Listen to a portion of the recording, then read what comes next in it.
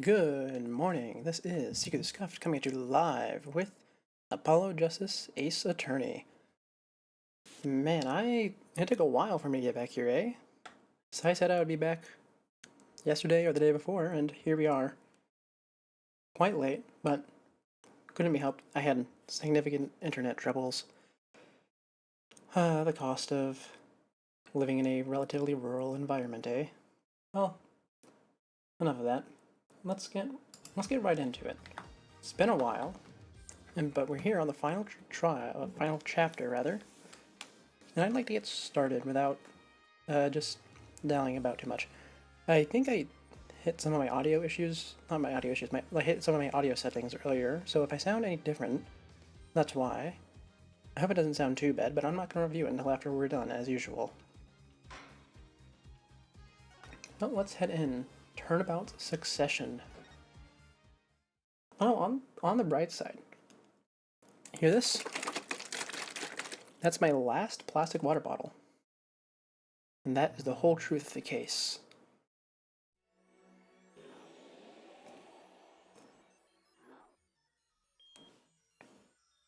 Oh, are we getting another flashback from Phoenix in the hospital again?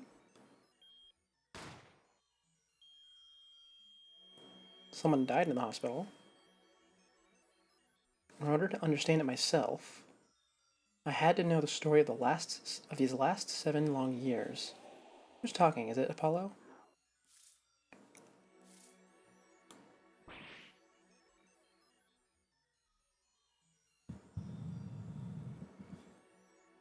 Nothing happens by chance. All is connected.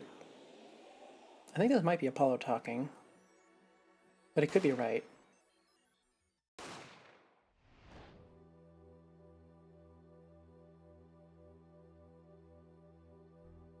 And now, you stand ready to begin the final chapter of this story.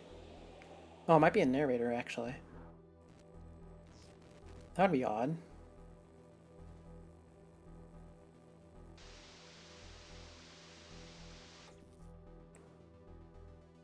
Will the defendant be found guilty or innocent? The decision is yours. Oh, is it Gavin talking? Original Gavin?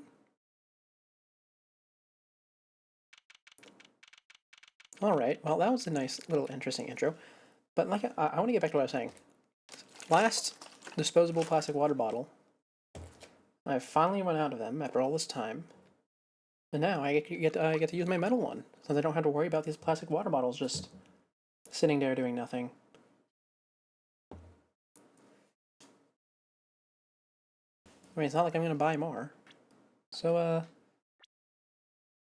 let's see. Anything interesting to start off with? Nope. Alright, I don't remember any of their voices. Not that I was putting much effort into it anyways. But let's get started. Hey, Apollo, look, on the TV! Look! Yeah, I'm kinda busy right now. Wow, look at that! He's the last Grammary, alright? Amazing! Oh, right, that was a thing, right? The Grammarys? Yes. Man, how did I forget so much in this past few days? Well, okay, keep going. Apollo, you should be watching this. Ow, what? I was writing about our last case in my journal. Lawyers are supposed to write things like in records, Apollo, not journals.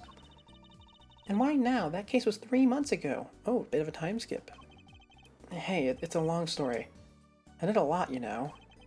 I want to vacuum pack the feel of the moment for later. Right now I'm wowing the crowd by figuring out how Lamira disappeared. That's right. Uncle Valent did that illusion too. But you're missing him on TV right now. I was just getting to the good part. Okay, Apollo, don't relive your past. To go set up for a better future.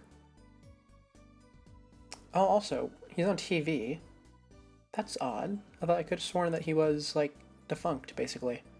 Obviously, he was still performing, but he was doing small-time stuff, yeah? I suppose I should watch a little TV with her. After all, her father's expecting me to look after her while he's away. What you're now seeing is a rehearsal for the greatest magic show on Earth. Happening right here at our very own Sunshine Coliseum. The Sunshine Coliseum? Hey, that's where the Governor's concert was. Only 3 more days until miracles happen here, right before your unbelieving eyes. The legendary Troupe Gramarye is performing for the first time in 7 years. Ooh, that's a figure I haven't seen. Hold on, who do we have? We have Hearts. Oh, she's Spades. Wait, I thought Spades was the founder.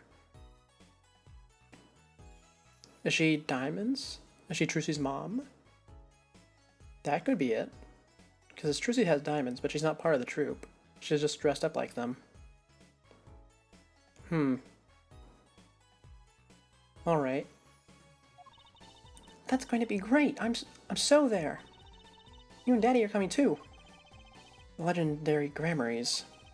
If Trucy's real father were still alive, he'd be on that stage performing miracles. I've got the tickets and everything. Here's yours, Apollo. Ooh, we gotta take a look at that. Yeah, I know, someone came in the door. Let me look at this. Valiant Gramarye on stage. It's only for Valiant. It only says Valiant Gramarye. Oh, I have a serial number. That's very clear and not blurred. So that's gonna be important. And doors open at 10. Wonder why it only says Valiant. I mean, I guess maybe he could be the only one there, but it said the troupe. So I'd assume that the lady would be there as well. Ah, you're here, working hard or hardly working. Oh, this is... okay, I wasn't sure who this was. Hey, how have you been? Hi there, stranger. Not exactly the greeting I'd want to hear from my own kid. Though he has been gone a long time. How goes it, Trucy? Here, I got a present for you. Yay, pudding! I love pudding. Ooh, it's farm fresh. Not just 1 pudding, but 3 whole cups. I'll have to pace myself. Well, I'm beat. That's right, Daddy. You're on a top-secret mission.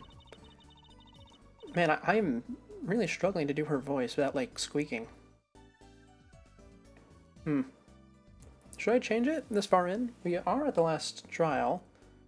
I suppose it wouldn't be too... I mean... No, I feel like I should just push through, yeah? Yeah, okay. Oh, hold on. Trucy has a diamond earring. Did that lady in the picture have a diamond earring? Obviously her brooch was covered, but... No, there's no way they put something that obvious and I missed it, yeah? I mean, I haven't been very observant so far.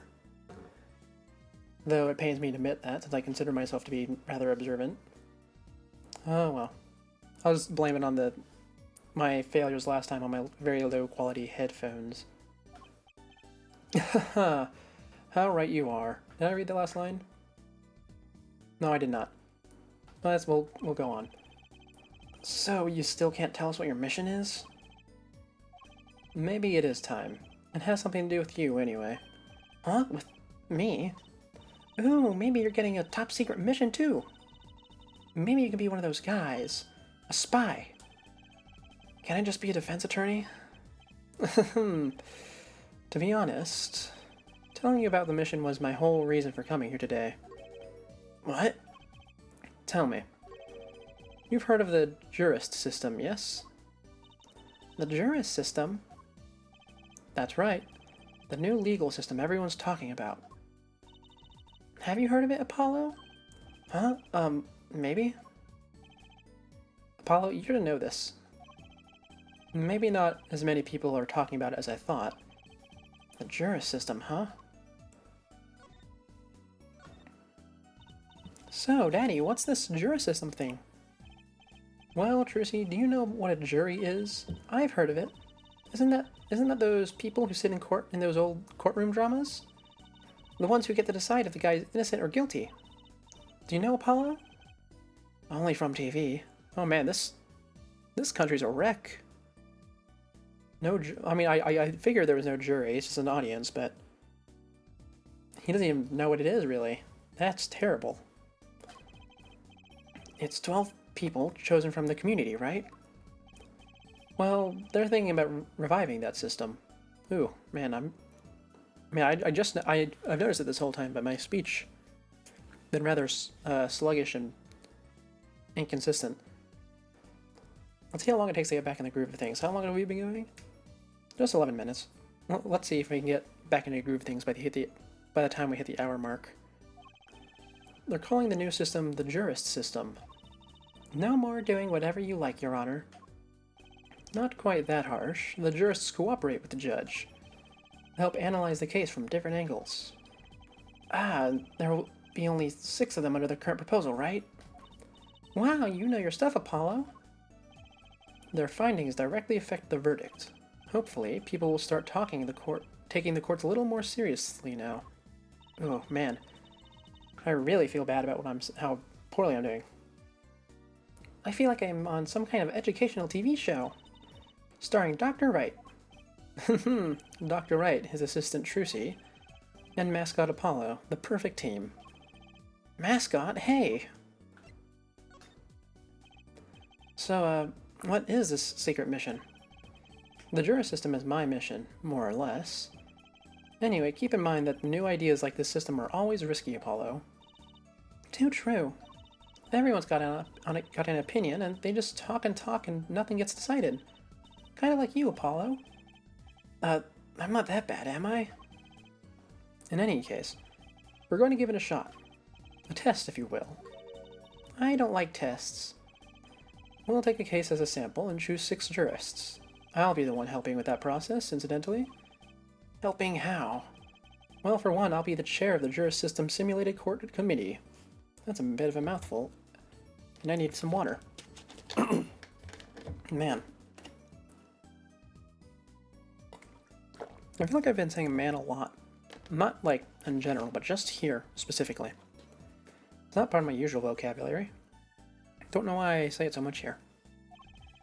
The chair constructs the ideal situation, choosing the case, the jurist candidates, even the judge in the courtroom. Wow, it's like you have a real job.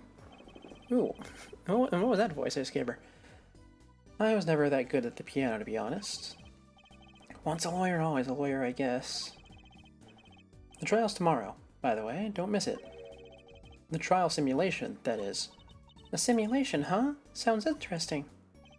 So, what kind of case is the trial simulation about? Well, since it is the first run-through of a new system, I wanted something simple. Good thinking. No sense wearing yourself out on something too serious. True. The case is a murder.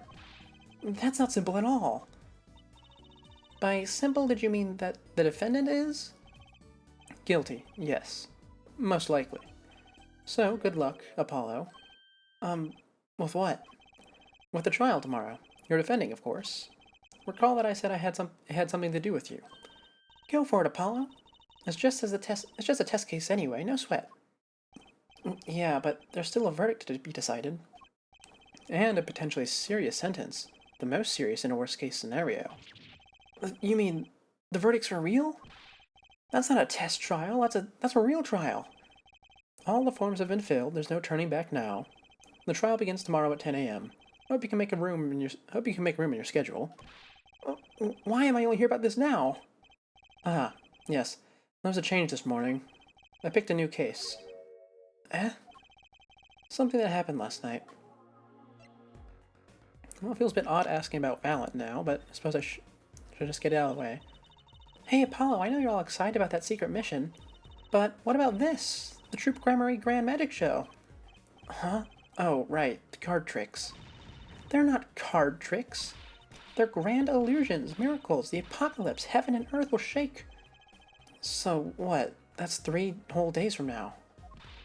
It's at Sunshine Coliseum, let's go today. We can say hi to Uncle Valent. Have fun. What? I can't go by myself. You know I'm not very outgoing. Right. Why not go with her? But what about this secret mission? Oh, don't worry about that. You'll hear all about it tomorrow, regardless. I don't trust that smile. He knows something that he's not... He knows something that he's not telling me. Yippee, now you get to take me to the Coliseum. I suppose it wouldn't kill me to pop over there. Ah, Gramarye. That reminds me. What's this, Daddy? Isn't that the silk hat, the Gramarye seal? Consider it a birthday present, Trucy. Thanks, it's great. But... Day isn't my birthday. Good point. What day is it today, Apollo? Huh? Today? I think it's Recycle Your Plastics Day. That is a Recycle Your Plastics Day present. Yippee! So it's plastic! I've given up trying to understand them. It's much easier that way. Man, my voice is cracking too. Well, at least when I'm trying to do Trucy's voice. Suppose that's par for the course, though. So, what is it? Can I open it, Daddy? No. Huh? You'll need that envelope someday. Someday soon. Don't open it until then. Well, why didn't you just hold on to it until then? Because that would be the logical thing to do. Let's check it out. An envelope about the Grammys, huh?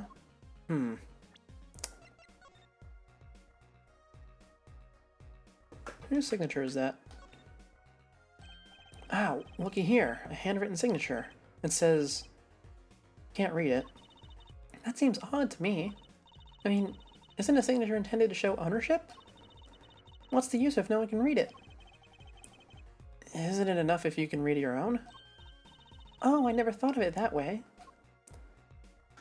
Well, unfortunately, I can't really rotate this well. Doesn't seem to be recognizable to me.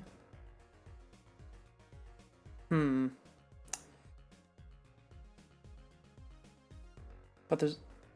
I don't know. Huh. Oh well. We'll worry about that later.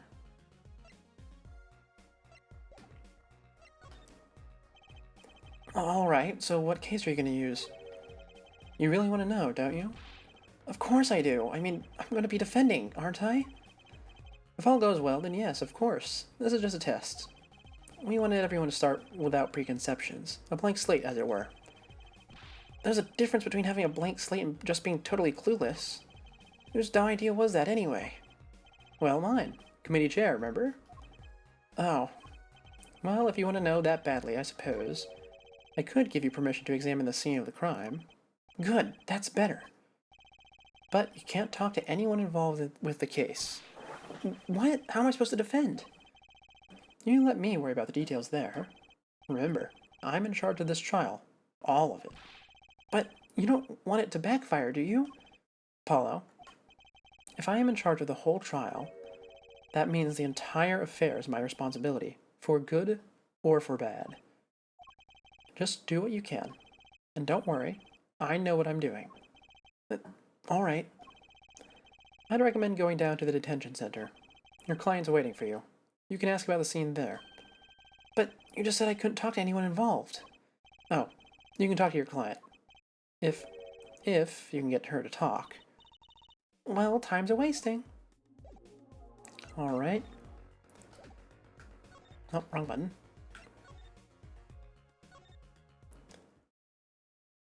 Let's see. Is this going to be the lady from the little intro?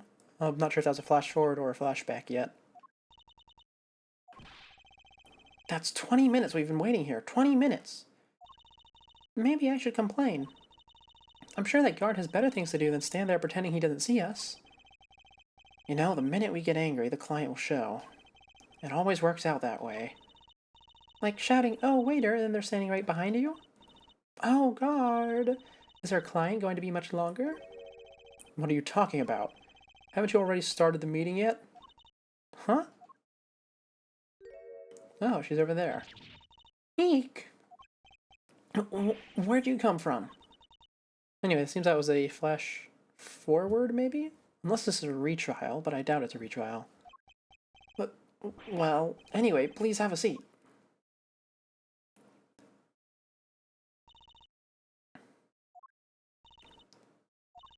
I'm nervous, Apollo. It's the silence. It builds suspense. Why don't you do something, Trucy? You're a magician, aren't you? That's right. Okay.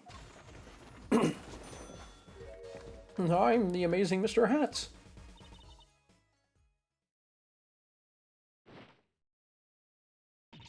Yeah, she passed out. Miss Magic Underwear might have been a better bet. That's magic panties, Apollo. Alright. I have a feeling she's not going to say anything. No, she's going to communicate exclusively, I would say, through drawings. Hi. Well, I'm your defense. I really think it has to be fate, you know? And by fate, I mean destiny. Did you know that I'm good with astrology? Tell me, what's your sign? Okay, Apollo, this is not like the time to be poorly flirting, yeah? I can tell you mine if you'd like, Apollo. No, never mind. I just got carried away there. I seem destined to get difficult clients, it seems. What's your name? Oh, right. I'm supposed to introduce myself first. I'm Apollo, Apollo Justice. And I'm Trissy Wright. I know. This is getting nowhere fast. Hey, I know. Maybe you can tell us what happened. I'm your defense attorney, after all. Anything out of the ordinary happened lately? Well, the other day, this tourist from out of town stopped to ask me directions. Later, Trissy. I feel like I need to ask directions myself here. Well, that was fruitless. Though I think I understand despair a little bit better now. You did good, Apollo. Look, she's doing her nails. What? Are nails more important than defense? Is that it? How does that indicate that she's doing her nails? Is that a brush with a really weird cap? I suppose it could be, but... Let's go, Trissy. Excuse me. Who is this? Oh, is this her? Could you read this? Sure. I feel like a teenager on our first date. Yeah, I can tell, bud. And this is the love letter we passed from desk to desk at school. Stop looking so wistful and read it, Apollo. It's a business card with a name and an address. The name is Vera Misham. The address is for Drew Studio. And you're giving me this card because, well, let's check it. Let's check it first. Let's see. So she's probably Vera Misham. Drew Studio is probably the crime scene.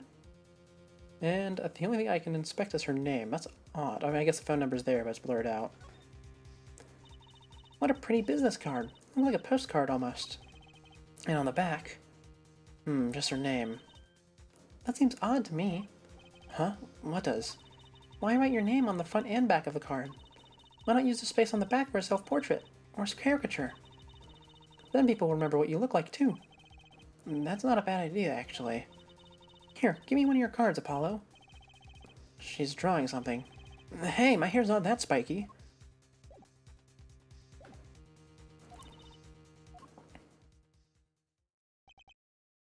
Well, looks like we're finished here.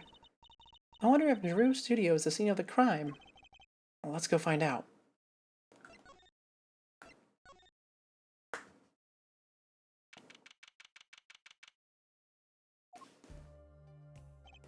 Wow, this looks like a studio. It's like life imitating art. Or maybe it's the other way around. But the tape on the ground there, it's a bit jarring. Yeah, looks like we found our crime scene. Apollo, look at all those paintings. Hey, don't touch those. It's okay, I'm just looking. Yeah, isn't she wearing gloves too? Well, I mean, I guess she shouldn't touch the painting anyway. I was just concerned about the crime scene in the moment, not the art. Oh, it's Momotaro. Huh? Huh? Apollo, look at this one. It looks half finished. You can still see the rough sketch underneath. But that's odd. The rough part doesn't look like the rest of the painting at all. Yeah, good point. That is odd.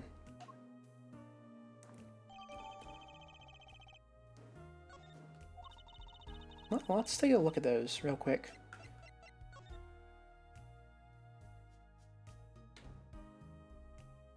Okay, nothing notable evidence-wise.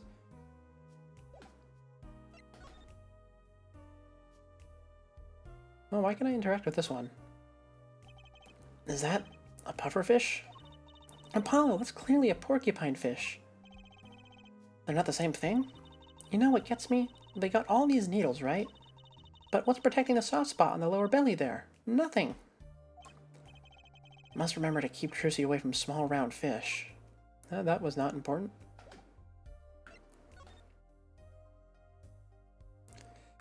And I'm not going to bother doing the dialogue for this one. I'm not going to get anything out of it. All the paintings have really different style, too. Ah, I thought I might find you two here. Oh, it's her. Emma, right. Let's see, what voice I gave her? I think I just gave her, like... We'll feel it out when I get to her. Emma, long time no see. Oh? Seems like I run into you far too often. I'll bet I know why you're here, too. You know about the trial simulation tomorrow? I've heard about it, sure. So Mr. Wright chose you, huh? We don't even know what the case is about. Well, he was killed. The artist who owns the studio, that is. Mr. Drew Measham. Measham? And his daughter was put under arrest. I should probably check the, Yes, I have her. Vera Measham. Oh, at least I know her name and mailing address. Yeah. We just saw her at the detention center. Oh. Father-daughter pair, I see. It was funny, though. She seemed more like a victim than the kind of person who could commit murder. You don't say. Not even by poisoning? That's how it was done, you know. Poisoning is a common way to get the job done when the murder's a woman. Poisoning? Anyway, Mr. Wright told me you'd be coming. Feel free to take a look around. I'll be just over here with my snackoos. We can't talk to anyone related to this case this time around, which means we'd better find out as much as we can here at the scene. Or else. Anyway, let's check the painting behind the drawers. Hey! There's a painting hidden behind here. Hey, you're right. What if it's embarrassing somehow, and he didn't want anyone to see it? You certainly seem pleased by the possibility. Oh, it's the actual Momotaro painting. It's so normal.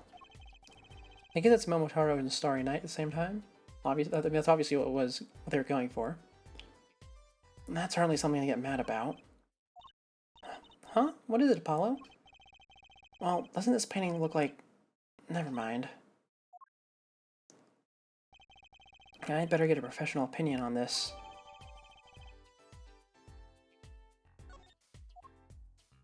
Wait, does the other painting have... Yeah, it does. Okay, just wanted to make sure the description was there. Oh, look at this. We have a whole right side. Oh, wow, that's not what I was expecting. Let's finish the left side first, yeah? Let's check the box. That letterbox looks funny sitting in a room like this. Let's take a look. The other half of that letterbox is actually connected to the outside of the studio. Mr. Measham would put his letters in there, and the postman took them away. Impressive that someone still writes letters in this day and age. Or wrote, rather. Alright, well there's a way in and out of this, or a way to get small objects in and out of the studio. Though I don't imagine there was gas usage. Ah, that's the victim's coffee mug. Aha! So the poison was in here. This is my first time seeing a real poisoned mug of coffee. I would hope so. Poisoned coffee. Not exactly, actually. What do you mean? No traces of poison were found in the coffee. What? You'll have to figure the rest out yourself. I'm officially not on your side after all.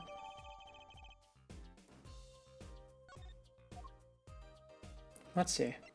First of all, let's get these names. Yeah, Measham is the last name.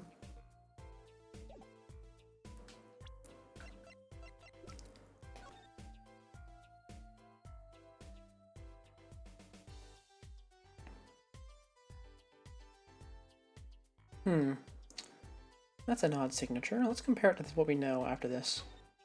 Oh, the other one. Hey, look there! That stain doesn't look so healthy, Apollo. That must be the Blue Mountain stuff we've been hearing about. Something tells me that even Blue Mountain coffee isn't this blue. No, this stain's probably... better ask Emma. Okay, well that was not very helpful. Let's see. Anyway, this guy's cursive is not especially good, but I guess he gets the point across. With that in mind... No, I don't think that's what this is going for. Definitely not. Body time. Hey, Apollo! That's where the potty was! That's the spot where Mr. Drew Misham was passed away. He put the coffee mug to his lips, and in the next moment, there's quite a bit of paint on the ground. Oh, right. There's quite a bit of paint on the ground. See that half-painted painting there? He must have been working on that right up to the moment he died. Wow, a true artist to the end! Or maybe he started a year ago and was procrastinating. Ah, don't do that, that hurts my soul. I procrastinate so much. Alright. There's a lot going on in this shot. My electronics. Alright, well, let's start with this little desk. I assume this whole desk is one interact, not everything on it. Let's take a closer look at this desk here. Oh, nope, it is a zoom in, I see. This envelope has been opened and resealed. Ooh, I know how to do that. You take a pot of boiling water and hold the envelope up to the steam. The glue melts and it opens. Cool, huh? Whoever did this wasn't so delicate. You're right. Looks like they just ripped it open and stuck it back together. Huh? The postmark on this letter, it's from 7 years ago. Why would someone open a letter, then seal it again? I'd better hang on to this. Let's take a look at that. Yep, oh, that's a really poor seal. Can I open it? Apollo, look! It's been opened here once. You're right. I wonder if there's some way we can see what's inside. Should I try to get it open and then stick it back shut? Let's not tamper with the evidence, shall we? I've got a better idea. Emma, let's ask her. And doesn't look like anything here is notable. Let's check the quill. Hey, Apollo, what's this feather thingy? Isn't that a pen, like an old-fashioned quill pen? But it doesn't have a pointy end. It was most likely for sweeping detritus off the desk. Wow, you sure know a lot, Emma. Bold and scientific, that's my motto. Exactly what about that was bold or scientific. I think I'm getting back into the groove of things. Still haven't quite gotten onto Emma's voice. Can't direct with a fountain pen. Book time. Is this a journal? Wow, talk about a clue. Let's read it. What is it, Apollo? He didn't write the name of the killer, did he? He didn't write the name of the killer, did he? It's new. He didn't write a single line. Ah, you had me going for a while there. Can I direct with this lamp? No. Ooh, cute! Look at the tiny frame, Apollo. Tiny is right. That thing is barely 2 inches high. What picture would fit in that? None, apparently. It's empty. There's no glass in it either. What's it doing sitting on the desk? This is a lesson for us all. Be sure to check the size when you buy frames. So this is Drew Misham. And the little girl must be Vera. Yes, they took that some years ago. They look close, a happy little family. Until you arrested his daughter. I'm not sure how to do exclamatories with her voice, while also keeping quiet. Because I still have to do that, unfortunately. Look, I was personally against that, okay? She just didn't seem very suspicious, scientifically speaking. Right. Something about the way that figure is posed. I've seen that pose before. It's you, Apollo. See, you're making one of your flamboyant gestures. Please, I am a professional. I wonder why it's posed like that. Coincidence? Alright, that's it for the desk. I wonder if we can put the tiny frame under the microscope. Is this desk for painting, Apollo? That would be a drafting table. Drafting? Basically, it's a tool for making precise... Alright. Basically, it's a tool for making precise diagrams. Wow, painting is harder than I thought. Why would a painter need a drafting table? Was he an architect too?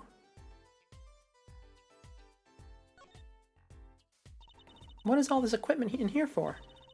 It doesn't look very artistic, really. He had everything from a lathe to a laser cutter. Looked like he was ready to work on metals and wood, too. Now, his equipment's a bit old, to tell the truth. Why would a painter need all this? From the dust, I'd say he had to use this stuff for years. This corner doesn't fit well with the rest of the studio. Oh, do you think I could borrow this? I want to cut a quarter in half to make a trick coin. This is a crime scene, Trucy. But these cost like 50 bucks at the magic shop. And it'll cost you a lot more if you tamper with the scene. Okay. Last thing. Look at all these paints, Apollo. There's so many. He's got like 20 kinds of red. You could repaint your suit, Apollo. How about the shade of green? That'll be enough of that, thanks. She says, I just realized Trucy says Apollo a lot. I feel like I could make a gag out of, like a skit out of that. If only I actually uploaded stuff to the main channel, yeah? Well, you know, I do have plans for that. But we won't discuss that now. Maybe at the end if I remember. Anyways, it's time to discuss. So, this, Drew Misham was some kind of artist? Apparently. Did a lot of illustrations for books, I hear. Had a lot of female fans, too, for what it's worth. Oh, well, I guess his stuff is kind of pretty. Like that oil painting over there, for instance. Yeah. That wasn't one of his illustrations, actually. Huh? So it's a standalone piece painting or something? Is that what she means? He was an odd bird, Misham. Hadn't shown his face to anyone until the end. What do you mean, to anyone? He was always locked up here in the studio, apparently. His only connection to the outside world was through letters he put in the letterbox there. Letters? Do people still write letters? What do you mean, Apollo? I mean, when was the last time you wrote a real letter? Don't most people use email and stuff these days? Not Mr. Misham. Couldn't stand technology, it seems. Yes, I do not write letters, but not because I don't, like, know how or have a desire to. Simply I have no one to send letters to. Not that it's unfortunate, really. That's just where I am right now. He did everything by mail. Maybe he thought that way was more artistic, you know? Oh, there's the letterbox added. In any case, the only person besides him allowed in here was his daughter, Vera. Oh, you mean the killer? The suspect, please. We took some fingerprints, of course. The only ones found in the room were Mr. Misham's and Vera's, basically. Actually, the last night, Mr. Misham gave an interview to a reporter for the first time. It happened during the interview, apparently. His first interview ever? Could you tell us a bit more about what happened the night of the murder? Let's check that letterbox. Oh, I can't interact with it at all. It's a still image. That's odd. So, this woman, Vera, she's Mr. Misham's daughter, right? Yep, a real sickly girl, ever since she was little. Hardly ever went outside. She did kind of give off a withdrawn sort of aura. She was homeschooled by her father, apparently. It was quite a scene when they took her to the detention center. She was screaming about how she died if they took her outside. That does sound like a scene. In the end, she agreed to leave if she was allowed to take her... Blah, blah. In the end, she agreed to leave if she was allowed her good luck charm for company. Her good luck charm? Apparently, she has this charm that magically gives her the courage to go outside. Why can't I ever get a normal client? Man, come on. How much longer do we have to get?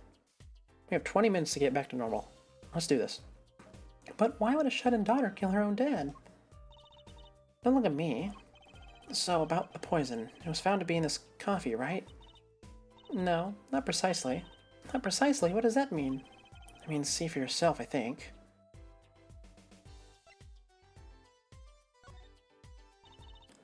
Like I said, last night was the first time someone from the outside came into the studio. I guess mysterious painters who never go outside make for good articles. And it just so happened that he died that night of it. And it just so happened that he died his... Bleh. Man, what's up with me?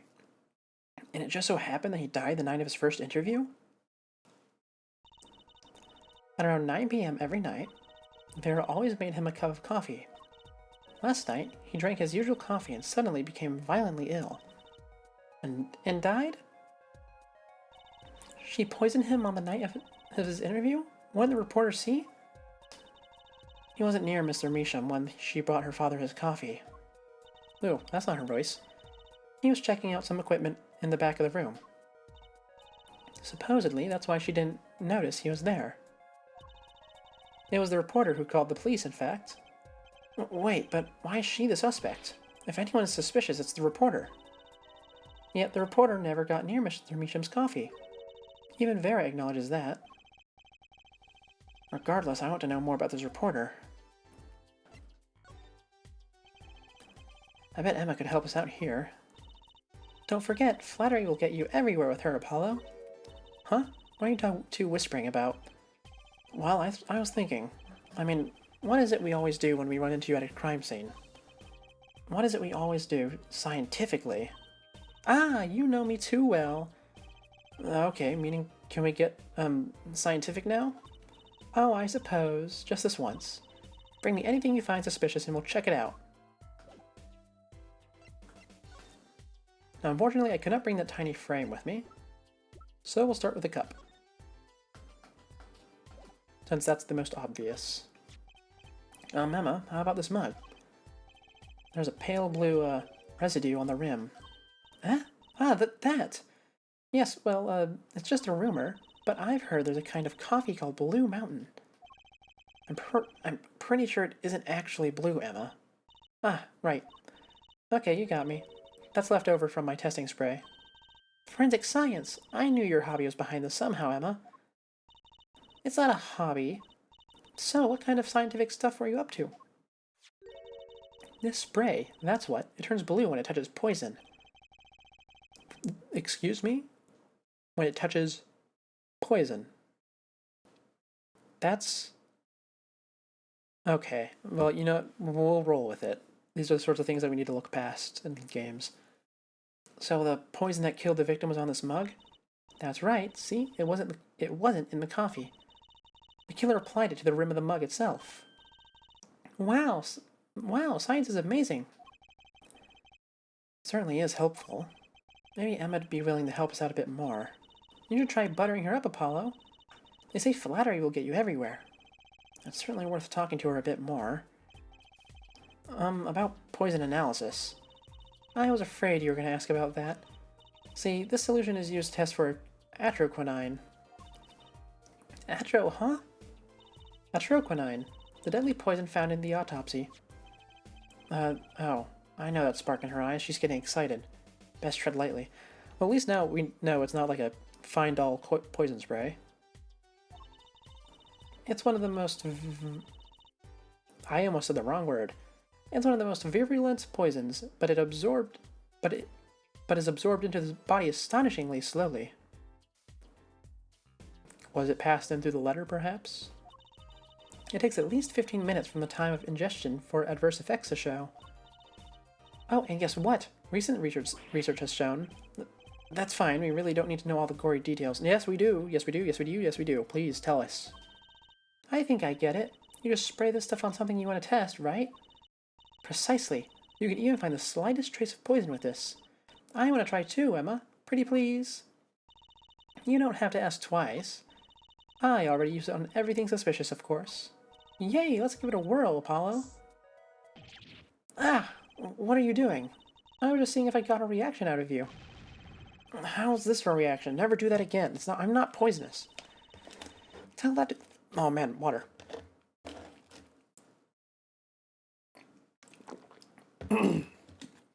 Tell that...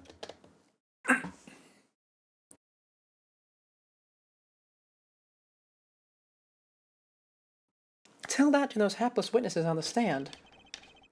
Let's just get down to checking for real poisons, shall we? Anyway, we've done this before, with the little blood finding spray in the first game. The bonus trial, specifically. Anyways, let's check out here. Nothing in there. Alright. Let's see, what else do we got? The painting, perhaps?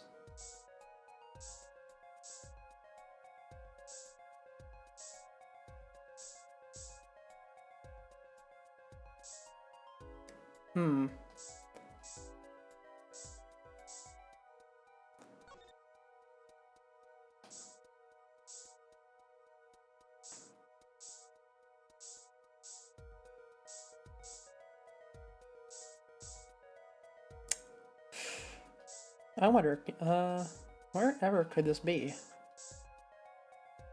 Obviously it would have to be somewhere that he could, like, get to it. I already sprayed the mug, but nothing showed up on that, oddly enough.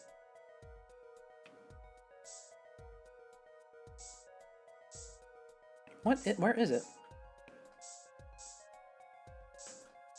I wish we could match this.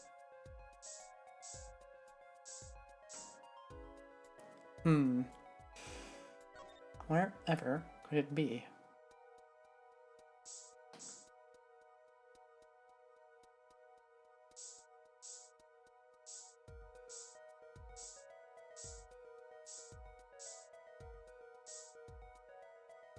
Why can't I not find anything with it on it?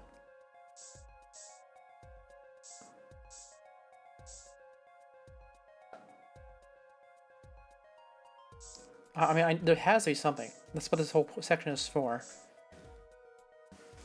Okay, well, okay. Let's think about this. What's suspicious? The mug and the cup, obviously. Neither of which have a reaction. The letterbox. The hidden painting. The fake painting.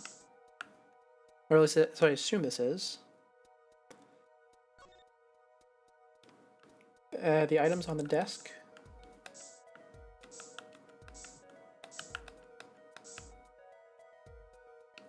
I don't think it's... I already sprayed all the paint. I'm not going to do that again. Whatever could it be? I just had to back out and admit there's nothing? Too bad, no reaction there. I'm sure Emma checked out all the likely spots. Wait a second. What is it, Apollo? Did you spray that little desk over there? I don't think so. The spray probably can't reach that far, you know? Let's check it out, just to be sure. Oh, here we go. Okay, so there actually was nothing.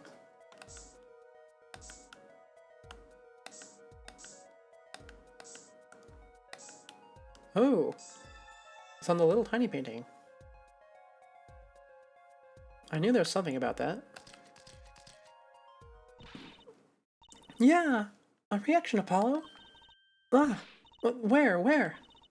The inside of that cute little frame. Look! Well, would you look at that? Nice going, Trucy. I'm known to work magic.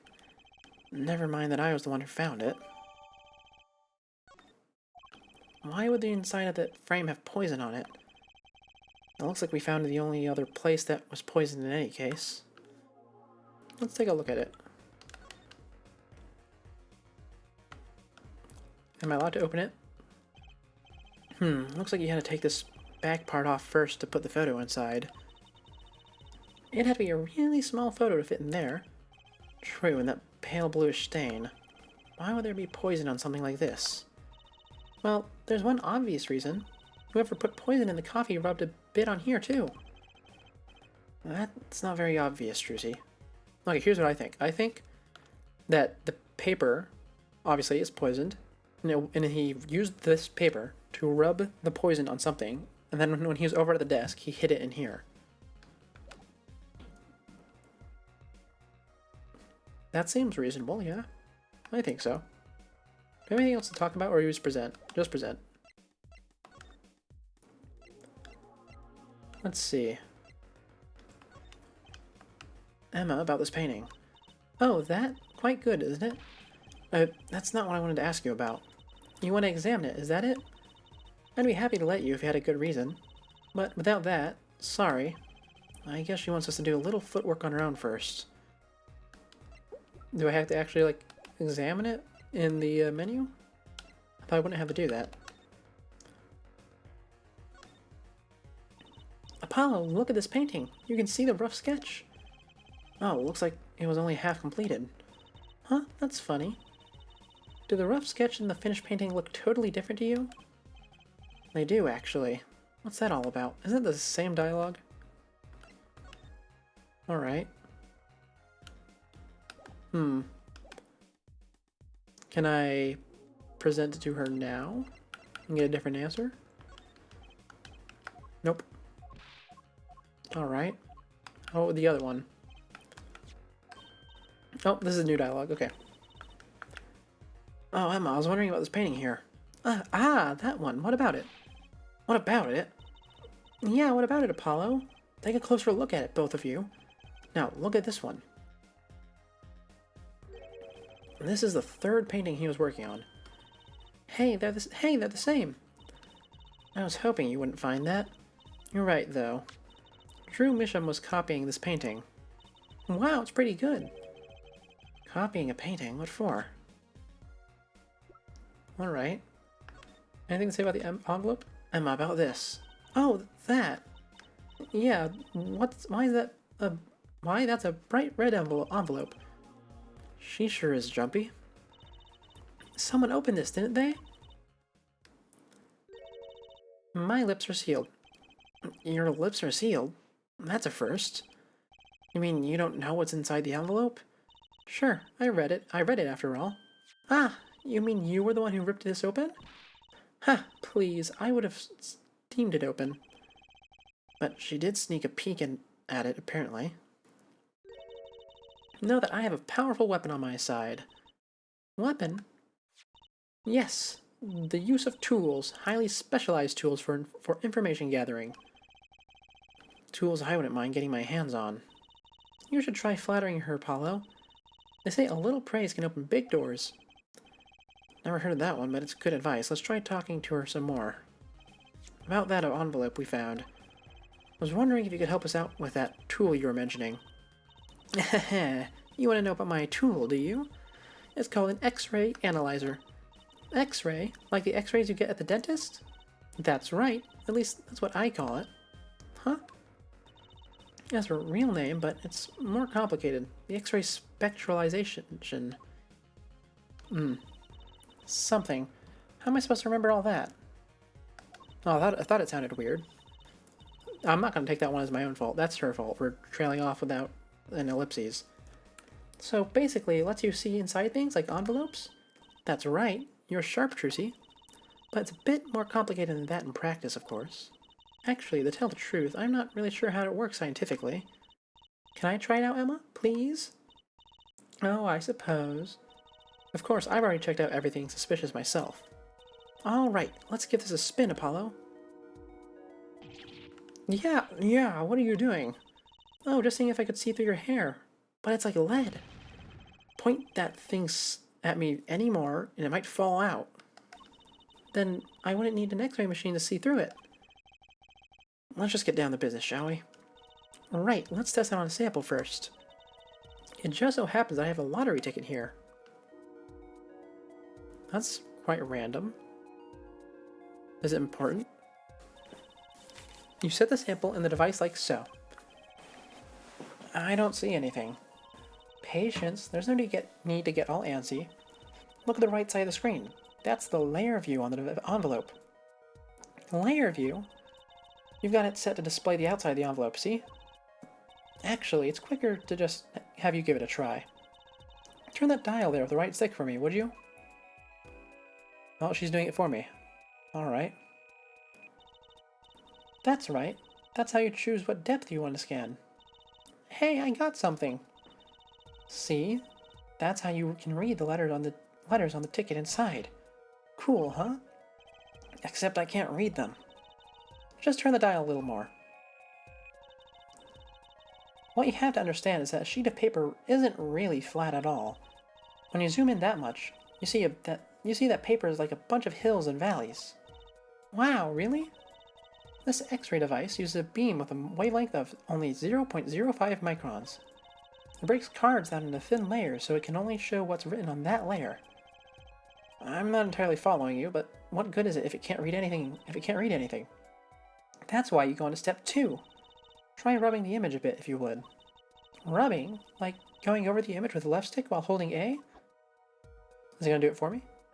Oh, I actually get to do it this time. Look at this. There, that fixes the image on screen. Now turn the dial again, just a little. Good, now you can rub this image to fix it too. Hey, I get it. We just keep doing this until we get the whole thing. Exactly, not bad. Neat, let's do it some more.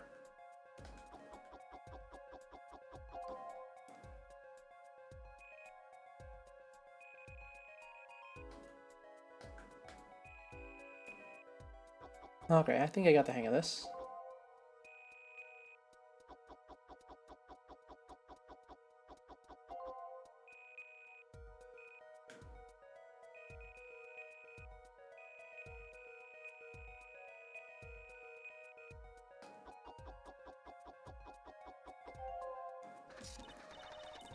Okay, let's print this one out.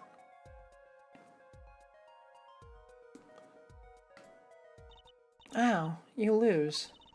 At least you know where you stand, eh? Anyway, now you see the true hidden power of my weapon. Neat, huh? Now let's try it out on the real thing, shall we? Ugh.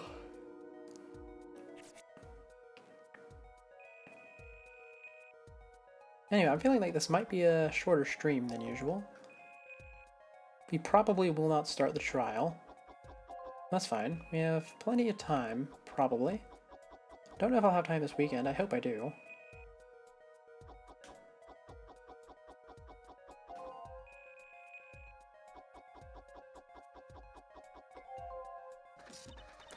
Okay, let's print this one out.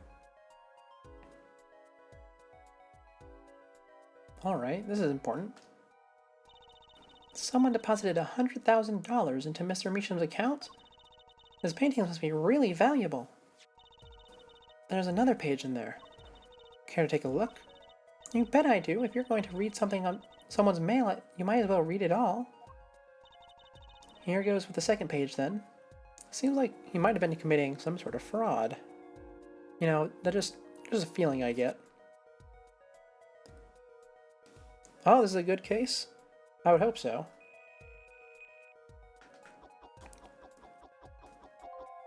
As long as there's no video for me to go through, like the last trial in the first game. Or the last trial. I did not enjoy that. I mean, the trial was good, just the video segments.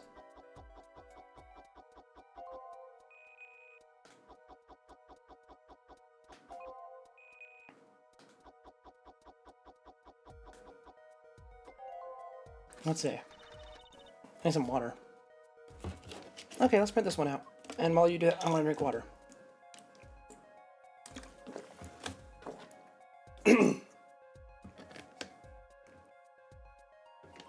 Alright. This definitely seems like fraud to me. I wonder if he's making fake paintings or if he's making fake things beneath the paintings. It could be either one. So it was a letter about payment for one of his paintings. Why all the secrecy though? And what? Why was this letter the only one in here? It's 7 years old, right? Maybe it had some special significance to him. Well, Emma? Well, indeed. She knows something she's not telling us. Looks like she's keeping mum about it. Alright, can I use the, analyzer on the painting? So Emma, I was wondering, what's the story about this reporter that came here for a story the night of the crime? I'm afraid I can't tell you because he's going to be a witness tomorrow, I hear. I thought so. I'll never forget that face, but what was his name? Oh, right. Brushel. Brushel? He's after a scoop to sell to the papers. So a reporter comes for an interview with the painter. His first interview ever, and that night he's killed. Seems strange to you? Really strange. It does raise a few questions. I'd like to speak with this reporter if I could. Oh, that's the wrong person. I'd like to speak with this reporter if I could. Well, I hear he's on the beat today, too. He said something about covering a magician. Magician? Well, if it's not Trucy, that only leaves one other person. It wasn't Valiant Gramarye by any chance, was it? Ah, yeah, something like that. He's got some big show lined up, I hear. So he's out interviewing Valiant Gramarye. Looks like I'll be heading out to the Coliseum again sooner than I thought. Here, I'll give you that reporter's card if you want. Okay, we gotta check that out. Let's see. Anything notable about this? Spark Brushel, freelance journalist. Oh, he has a caricature on the back. Trucy mentioned that. Is that like an official part of it? That's a bit odd. Alright. I doubt... I mean, I suppose there could be fingerprints on this, but she said they're the wrong button. I doubt there's fingerprints on it, but we'll check it anyway. I was wondering... Oh, no, this is the nothing dialogue. Alright. And I think the only thing left to check is these paintings again. See if I can get these analyzed. Oh, about this painting. Oh, nope, okay, nothing. Alright, well this is the one I wanted to look underneath, so we'll just move on. Unless there's anything else here. Nope. Sunshine Coliseum time.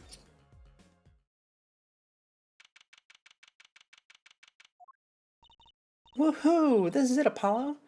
The place where magic and dreams converge. Just a while ago, it was a place where murder and nightmare converged. Let's go say hi to Uncle Valiant. What about the case? Oh, is this him? Wait, no, I can't be loud right now. Right. Wah ha ha ha ha ha! Only a performer laughs like that. The young Miss Trucy. How often I hoped we'd meet again, only to tell myself it was an impossible dream. Uncle Valiant, how's it going? I'm glad to see you too. Of course you are. Humility is definitely not one of his stronger traits. Well, Miss Trucy, how does the day find you? If you've come to give me flowers, do it after the show, I beg you. Actually, we came to wish you good luck. And congratulations on your big magic show. Oh, but it is I who wish to congratulate you. Not everyone is so lucky as to witness miracles such as the ones I shall perform. Yeah, you're amazing. We get the picture. The world will watch in wonderment as Magnifi's illusions are reborn. Here on stage by my hand. Everyone's talking about the big magic show. Is it true that the Gramarye Miracle is back after a 7-year absence? Miss Trucy, I must apologize. This show and this honor should have been his. Daddy. My co-magician in training, Zach Gramarye, if that terrible thing hadn't. It's okay. Your father was a great magician, Trucy. If he were alive, then I, Valiant Gramarye, would have been proud to stand upon this stage as his assistant. Thanks, Uncle Valiant. You know, I'm happy you're doing the show. To think, we get to see the great Magnifi's illusions again. She really is looking forward to this, isn't she? You know, I'm excited for this trial because I get to voice our boy Valiant a lot, and I like doing his voice. Because it's one of the few I can do boldly, shall I say, without going over my volume limit for the time. My mentor, the magnificent Magnifi Gramarye, was a true deity among magicians. The creator god who gave birth to the magic and illusions that deified our very imaginations. I was so little when I last saw one, but I still remember his shows. He did wheelies in a sports car through the air above the audience, and then sped off to outer space faster than the speed of sound. I'm guessing that memory was a bit embellished. For 7 long years, the world has been waiting for a miracle to match his. As heir to the Gramarye Troop's secrets, it falls to me to provide one. It is my God-given destiny. Yes, you, nameless face, who speaks for the nameless masses, how can I help you? If the world was waiting, why did you hold off for 7 long years? It appears the lad is uninformed. Perhaps you have heard of this magic known as law, which governs our land? I have, though I'm not sure it qualifies as magic. The performance of Magnifi's miracles was impossible. A certain law prevented it for 7 years, but no more! 7 years? That phrase sure likes to pop up, doesn't it? And why was that? A little matter called performance rights, Miss Trucy. Can you tell me about these performance rights? Magnifi's magic relied on an incredibly innovative idea. A trick, if you will. That trick was considered his property, and as such, was protected by property laws. Intellectual property, maybe? Magnifi knew this and bequeathed it in his will to one person. You mean him? Yes, Miss Trucy, it was your father. Zack Gramarye was the inheritor of the Gramarye miracle. Daddy? Yet, as you well know, he is gone. He disappeared suddenly 7 years ago.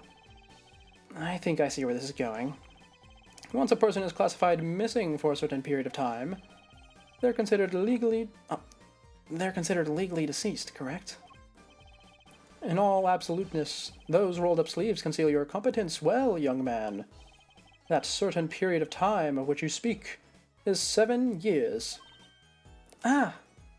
Yes, Miss Trucy. Though it pains me to say it, this past spring, April to be precise, was the time. Your father was legally declared deceased. In the absence of a formal will, the secrets of our mighty mentor Magnifi passed to me. This was, in fact, stipulated in the will by Magnifi himself. Is that how it works, Apollo?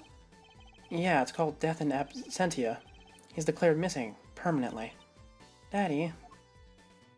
Alright, time to do some presenting. Let's see, what do we got that's relevant? I've already forgotten what we came here for. What was it? Can I go further into the Colosseum? I can. No, I cannot. Can I present people in this game? I cannot present people, and I accidentally presented my badge. Ha ha ha! Challenge, is it? You're trying to make that disappear? Very well, give it to me. No thanks.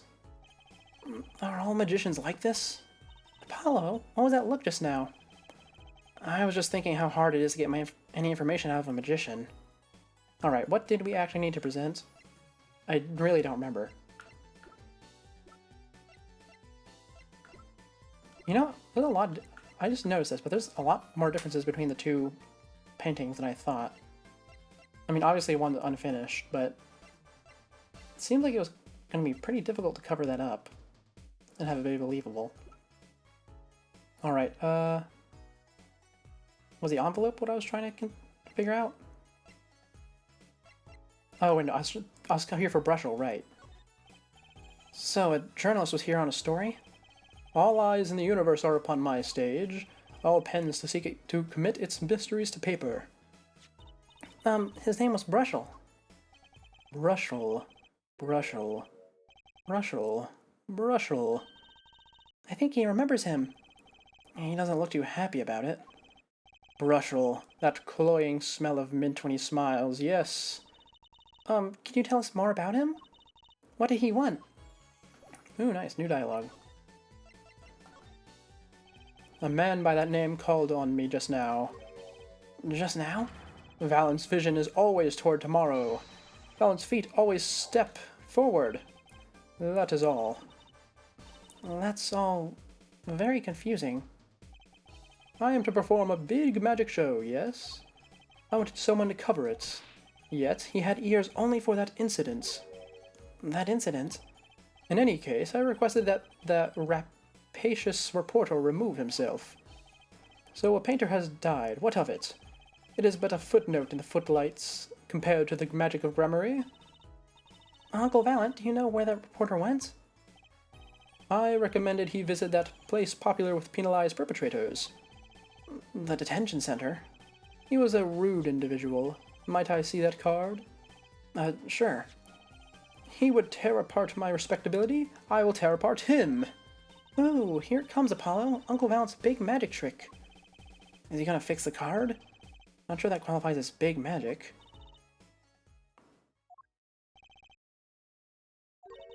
What happened to the big magic? Ha ha ha ha ha! It is not more Is it not more miraculous for it to stay ripped? He must have really not liked that journalist. Alright, well, and it's time to complete the circuit. Go back to the detention center, yeah? Oh, Wright's still here. That's odd.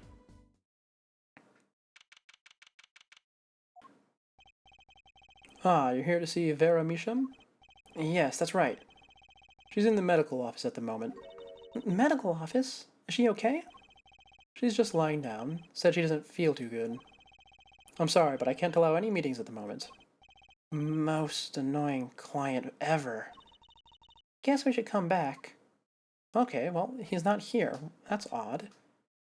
Perhaps there's still dialogue to be done with what's his name? Valent?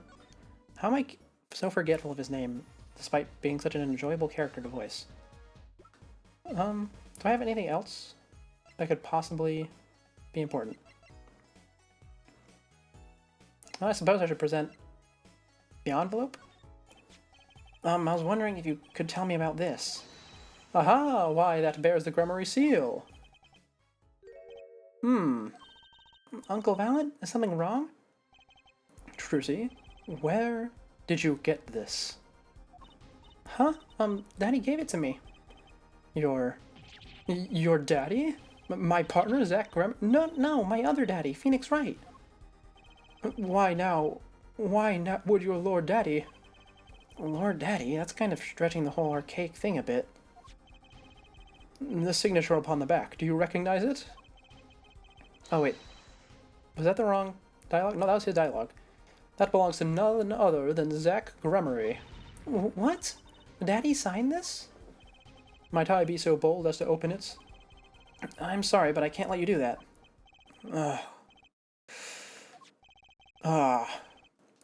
What's in this envelope, I wonder? Now, the time has come when I must return to make my prestigiation. That's a word I have not seen before. Prestigiation preparations. By your leave, Miss Trucy. Thanks, Uncle Valent. 3 days from now. Make ready for a miracle. What do you think that journalist was after? Why did Valent react like that to this envelope? I think it's time to pay the detention center another visit. Okay, now it's time to go back. Do I get the shredits back? No, I did not. Just wanted to know. It's time to finish up our investigation, it looks like. I think I hear what you're saying. Who's this? We're all doing it for the money, end quote. No, not at all.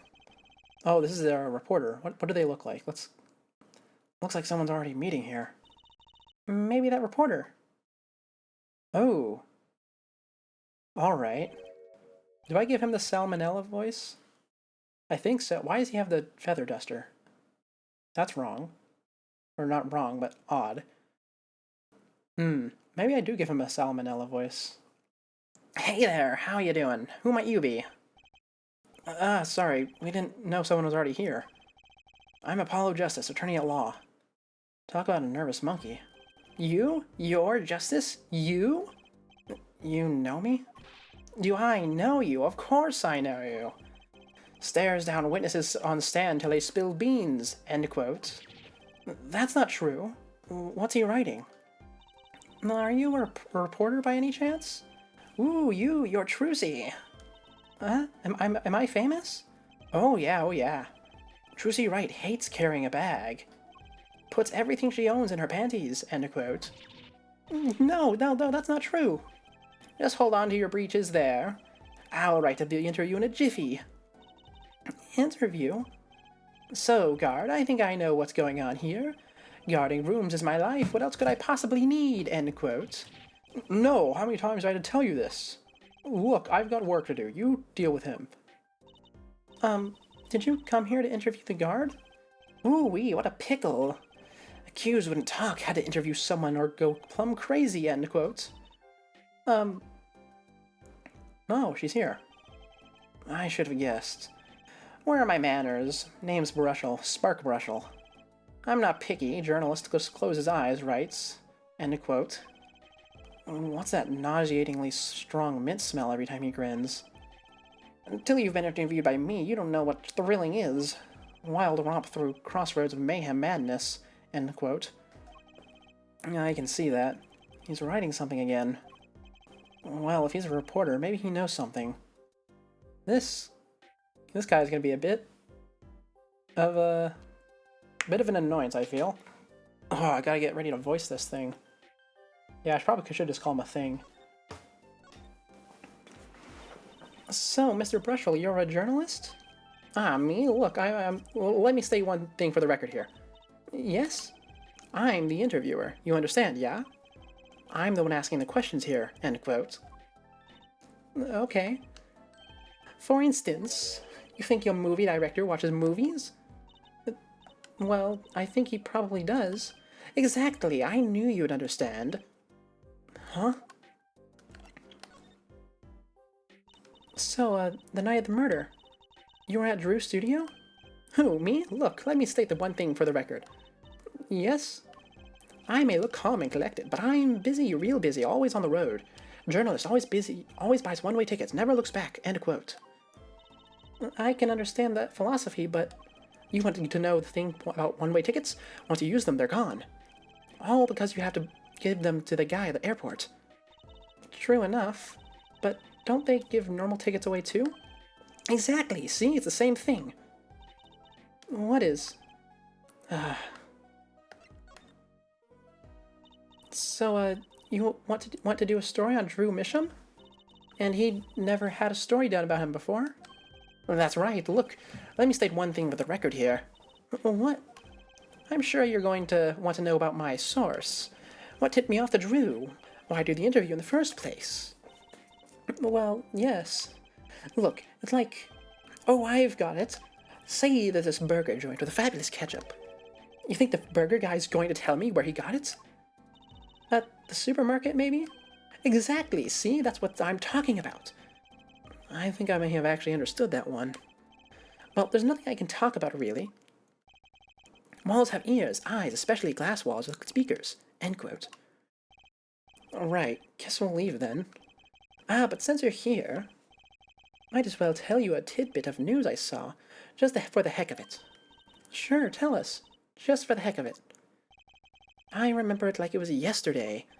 I had seen a movie on a trip, and I'd wandered into this burger place with amazing ketchup, when an article in the tabloid caught my eye. Famous oil painting stolen from art dealer's gallery, end quote, I believe it was. An oil painting? Happens every day, right? But I thought I'd seen that painting somewhere before.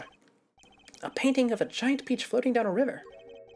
Someone stole an oil painting of a giant peach. Journalists can smell scoop better than the burgers, end quote. Man, this guy surprisingly rolls off the tongue. It feels weird to have a character who I'm able to, like, get in one go. Since I usually, like, stumble over my words, but I guess this, like, hyperactive voice really fits him. Ah, right, let me go on the record here. Yes? I know what you're going to say. Brushel, take this, write brilliant column. End quote. I don't think so. Look, buddy, I write brilliant columns about one thing, and that's food. Try to understand. What could he possibly be writing? He didn't listen to a word I said. Well, at least now I know what he says when he has nothing to say. Ah, right. Okay, the same dialogue. Okay. What do I present then?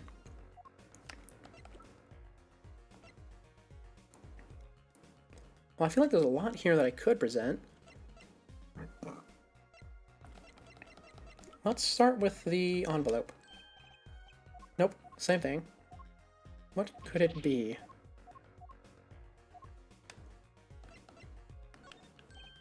No, not that either. I don't imagine he'd be trying to incriminate himself if he is the guy who did it.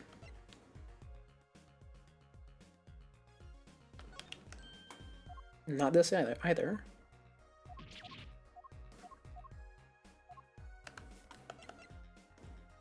The coffee, perhaps? Nope, not this either. What does it need? I've already talked to him, right? Yeah. Then what do I present? Pretty sure I presented both the Peach paintings. Right? I feel like I'm going insane. I know I presented this one. We'll do this one more time, just in case. Okay, I did it already.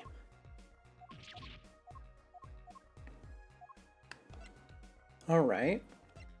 Let's see. How about Vera's card? No? What is this guy supposed to contribute right now? Am I supposed to leave? No, I'm supposed to leave, right? The only person I could talk to is right. Unless I got something else. No, I haven't gotten anything else. This is a bit of an odd segment. What do they want me to transition into? I've just about presented everything, which I don't usually do, but I'm just stumped. And that's not a good sign considering how early on we are.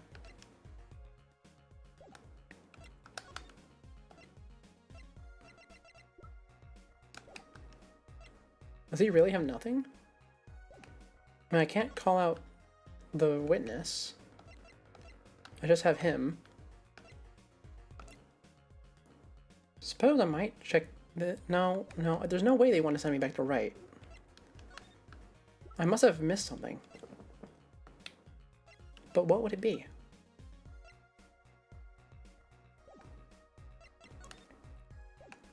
You know, I'll try going back to right. This feels wrong, but it could be it. I would not put it past the game. The only thing relevant to him is this. Nope. Okay, this is the looping dialogue. Or the incorrect item dialogue, I suppose. Nothing at the Coliseum, right? Valent left? Yeah, Valent left. Is Emma still present? Nope, Emma's gone. Oh, no, she's here. Well, how'd it go? Find anything out? Actually, there was one thing I wanted to check with you. What's that scary face you're making? And what's with the I know something but I'm not telling face you've got, Emma? Alright, that's a really weird jump. Why did they want me to go back to Emma? I don't have anything to talk to her about. Oh, can I look inside this envelope? I didn't even consider that. Emma, I was wondering if you'd take a look at this. Look, I'm a detective. A detective. Oh, this is her incorrect item dialogue. What? Alright, then what would it be? Can't... Oh, well, actually, I suppose I have the information about the painting from...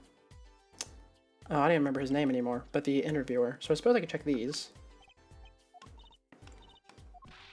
Nope, not that one. How about the other one? This painting came from behind that dresser. Ah, yes, so? It was stolen, no?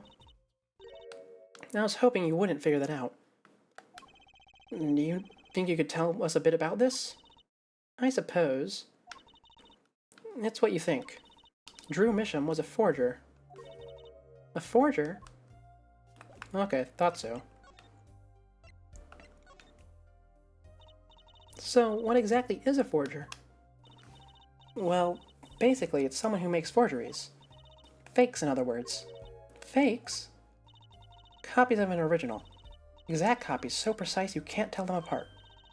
Well, why not just photocopy them? The big problem with forgeries is that people try to sell them as the real article. It's a crime, of course. So, Drew Misham was... a criminal? A criminal? I'm afraid so. He received money to create elaborate forgeries. To supplement his work in illustration, I suppose. I see. Actually, that's why I brought this here in the first place. What do you mean? When you're trying to determine if a painting is a forgery, the rough sketch underneath can be a valuable clue. So the rough sketch is like a practice for the real thing? Like doing a magic trick in front of a mirror before you go on stage. But not in the case of a forgery, not necessarily anyway. I personally find doing magic tricks with a camera behind you is a lot better. You get to see how exactly you're messing up if you do mess up. You know what the finished product is going to look like after all? Oh yeah, I guess you would. That's why I brought this. I'm going to use it to see what's under the paint of the finished pieces. I get it now. Not that I really needed to go to such lengths.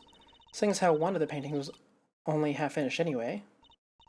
Still, it'd be neat to see Mr. Meacham's rough sketches. Kind of like when he was drawing when he thought... Bleh, my words. Kind of like what he was drawing when he thought no one was looking. True, that would be interesting, and maybe valuable for her case. You should try buttering her up, Apollo. Flattery will get you everywhere, they say. Maybe I should ask Emma to help us out. Why does she say that so much? Anyways, let's start with this painting. We should go through them all one by one. I kind of wanted to see the rough sketch under this painting. I was wondering if your tool there might do the trick. Oh, fine, just this time, though. Let's check it out. I think it's because all this dialogue is looping. Anyway, let's start with this one. I don't imagine there's much under it, considering I can still see the texture of the canvas on much of it. What button was it? Right, this.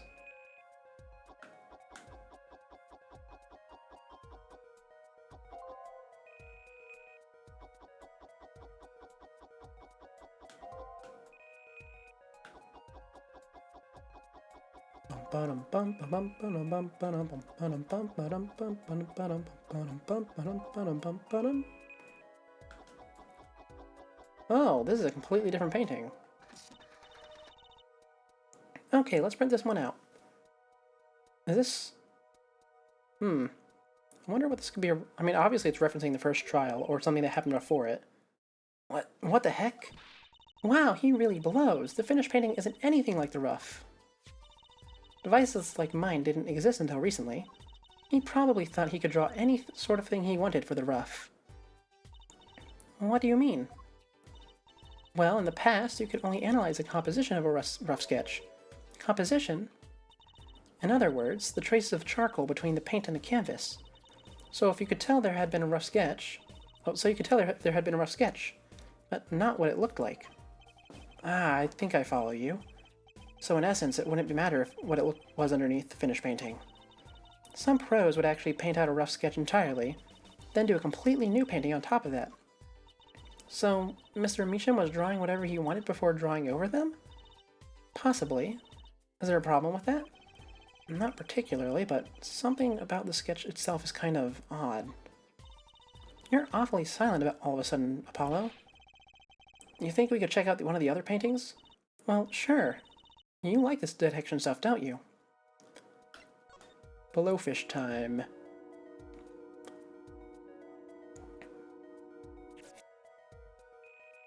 Let's see, what do we got?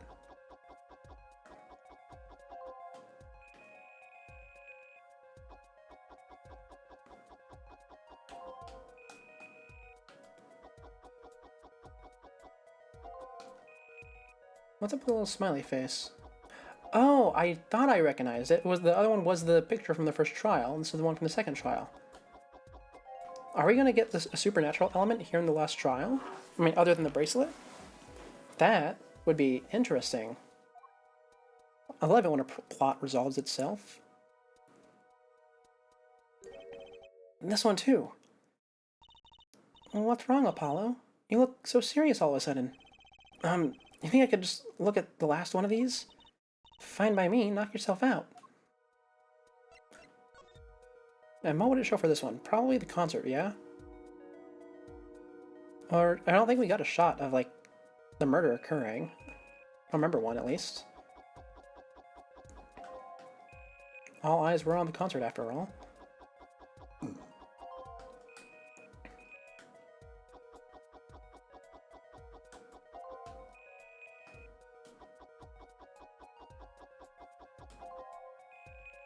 Was it going to be for this trial? Or maybe the one 7 years ago? Okay, let's print this one out. Oh, this is the previous trial. A bit more, dramatic, to say the least. What the heck is all this? I hesitate to ask why you're getting so excited. You sure your device isn't leaking some kind of strange radiation? And Trucy, look at these 3 sketches. Do you not notice anything?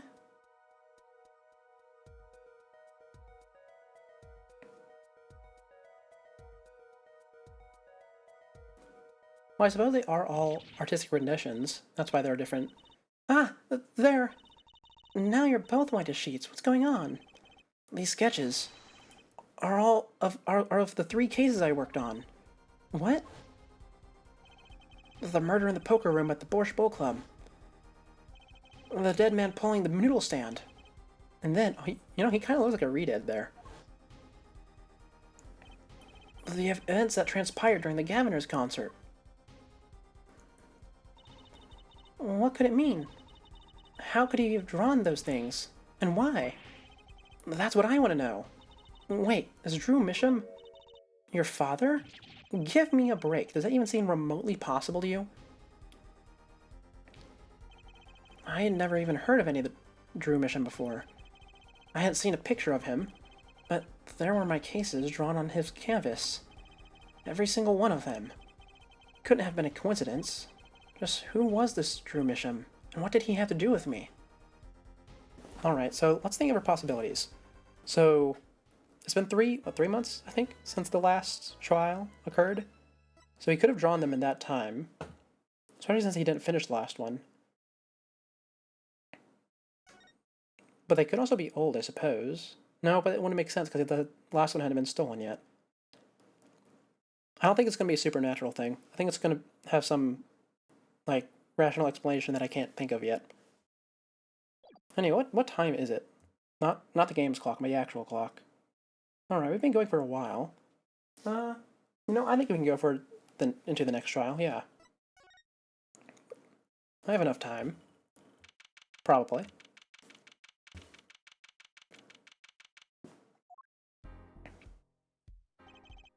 Good morning. So, you're, Vera, right? I'm Trucy. Trucy Wright. That's right with a W, but not right, right? We're on your side. You can tell us anything. Please? Good morning. She speaks. Not bad, not bad. But I think you do better with a little smile, you know? You're so pretty, you need to sell yourself, you know? Trucy, let's take it easy, for starters. Oh, I knew it, yeah. Thank you for taking my case. Okay, well, that's a start, I guess. Oh, it's that weird little nail bottle again. Or brush, I suppose. That is a brush, right? I think so. There she goes with the nail polish again. That's great, really, it's so cultured.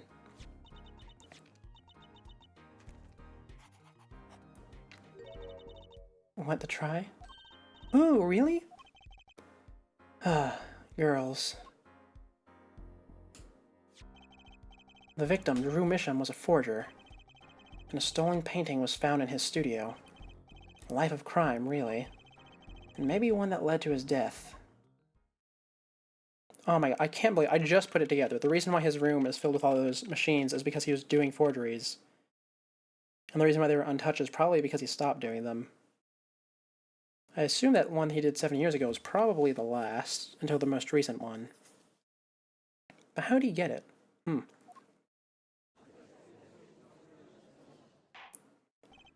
Well, we will now, begin the, trial of, Vera Misham. Is the judge okay? His voice is all raspy and he's looking around all nervous-like. The repercussions of today's trial will most likely be felt for a long, long time, and may indeed alter our legal system forever. Today is the oh wait, what voice did I give him? Today is the test of the jurist system, and the first step toward a new order in our courts. Nice secret mission. The jurists will function like a jury. It is hoped that their inclusion will help the courts to better reflect the people's will. Why aren't there any jurists in the courtroom? 3 closed-circuit cameras watch this courtroom at all times. The jurists have access to everything that transpires. Jurists, Judge, Well, and Judge Cool. Oh wait, I did not deliver that well. Now see here, Prosecutor Gavin. I was going to say that. Ah, my apologies, Herr Judge. Jurists, today, judge today's trial coolly, if you would be so kind. The jurists are unbound by the letter of the law. They don't affect the trial with evidence, but by their feelings. And we're about to find out just what effect they're going to have. I imagine a camera system would be very important in this universe, considering how often, like, the case gets flipped upside down. In real life, you wouldn't let the jury see any of that. But I suppose it doesn't really matter. They're going to see it. They just don't want to make them into characters. Yeah, that's probably the more reasonable explanation. Not enough effort to write them into characters. No, actually, I guess just having them as characters would be just a bad idea in general. Because it's like, what, 6 random people? I wouldn't want to write that either. Very well, Prosecutor Gavin. The details of the case, if you would. The victim is the painter Drew Measham. He was killed in his own studio. His coffee was poisoned. By whom, you ask? By none other than the defendant, Vera Measham. There wasn't any poison in the coffee. Achtung! Someone has been doing their homework. Indeed. Poison was not present in the coffee, but on the mug itself. The mug? The residue was found on the rim, I see. The autopsy report describes the manner of our victim's death. The court accepts this as evidence. Oh man, accepting evidence mid-court with a jury? That's kind of whack, my guy. Man, that is really funky. Alright. According to this report, the victim's death was caused by atroquinine poisoning, a chemical compound that does not occur naturally. Lethal dosage is a mere 0.002 milligrams. A touch of atroquinine in the body is the touch of the Reaper's scythe. Very well, Prosecutor Gavin. You may present your witness. I have for you today a simple man for a simple case. A man who witnessed the murder in its entirety. That journalist, no doubt. The witness will state his name and occupation. Ah, right. Well, for starters, my name's Spark Brushel. My job is a lone observer of the world. In other words, a freelance journalist, right? Ahem. If you wouldn't mind, I'd like you to state something here for the record. Yes, Mr. Brushel? I dislike conclusions, specifically the aspect of jumping to conclusions. Preconceptions make Park sandbox of endless desert waste, end quote. But you are a journalist. You said so yourself yesterday. Well, that's true, yes. But you must understand, I stand before you today as a man with a dream. I'm offering you my testimony in exchange for exclusive rights to the story. Scoop turns Mr. Brushel's hand... Wait, Scoop turns Mr. Brushel into that Mr. Brushel, end quote. Let's hear your testimony then, shall we? A simple case, eh, Gavin? For me, the jury is still out.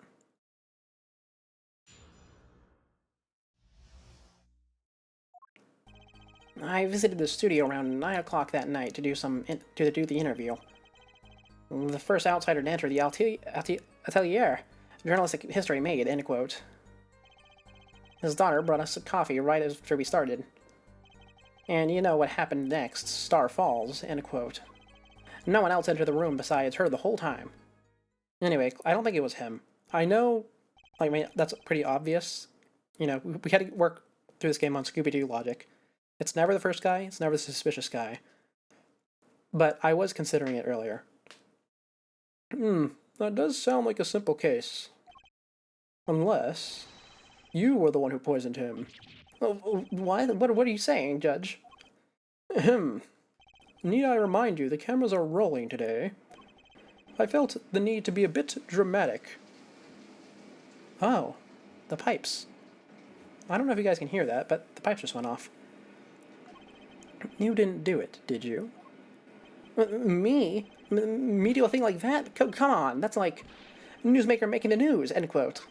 Or even contemporary witch hunt, end quote. I know, wild accusations are a courtroom, end quote. Rock indeed. Prosecutor Gavin sure looks like he's having fun. I'm so happy for him. Very well, Mr. Justice. Your cross-examination, please.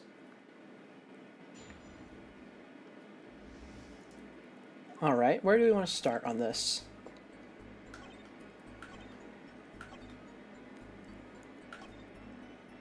I don't think this is going to be a press everything situation, but I will press this. What's this about a star falling? Star falls, huh? It's like an old telegram. Send money over. Zowie, you don't know? That's like a journalism code word. An important personage passes away, a star falls, get it? But there's no gravity in space, is there? I wouldn't think that stars could fall, really. Does this matter? Ooh, boy, this is good stuff, good stuff. How about star breaks? Nah, lacks punch. I know, star dies. Nah, lacks imagination. Of course, you could go with Drew dies, straight to the point. I like it. I think we need to hear about something a little more substantial. Alright. Okay, these are both very important. Let's start with the moment of death. About when Mr. Meacham passed away. Oh boy, what a scene that was. He puts the coffee mug down with a crash, right? Yes, and then? And then the cold finger of death touches his spine. Life's flame sputters and fails. So cold was the touch, but he could so cold was that touch, he could do not but tremble uncontrollably. Actually, life's flame is a little tired. Life's river froze over. Yes, that's a go. I think he's starting his article already. Could you describe that in a little more simply? Well, as you can imagine, I was pretty surprised. He hit the floor, as they say. Art of seizure is a final performance, end quote. Atroquinine paralyzes the central nervous system. The body arcs back like a bow. The limbs tremble. Then, that's quite enough of that. Some of us want to be able to sleep tonight. Oh yeah, well I want details, lots of juicy details. For that, you can listen to our last year's hit single, Atroquinine My Love by the Gaviners, available at all major music outlets. The point here is that the victim died of atroquinine poisoning. Well, Mr. Justice, how did you find that testimony? Well, I am inclined to say it's important since this, solidifies the cause of death. Well, as an account of the moment of the victim's death, I'd say it's very important. Please add it to the testimony. Very well. The court requests the witness add this account to his testimony. Those spasms, it was definitely death by poison. Didn't he just say that atroquinine is a paralytic? I mean, I guess he said the limbs tremble, right? Yeah, I suppose. Can I check the history? Or is it too far back?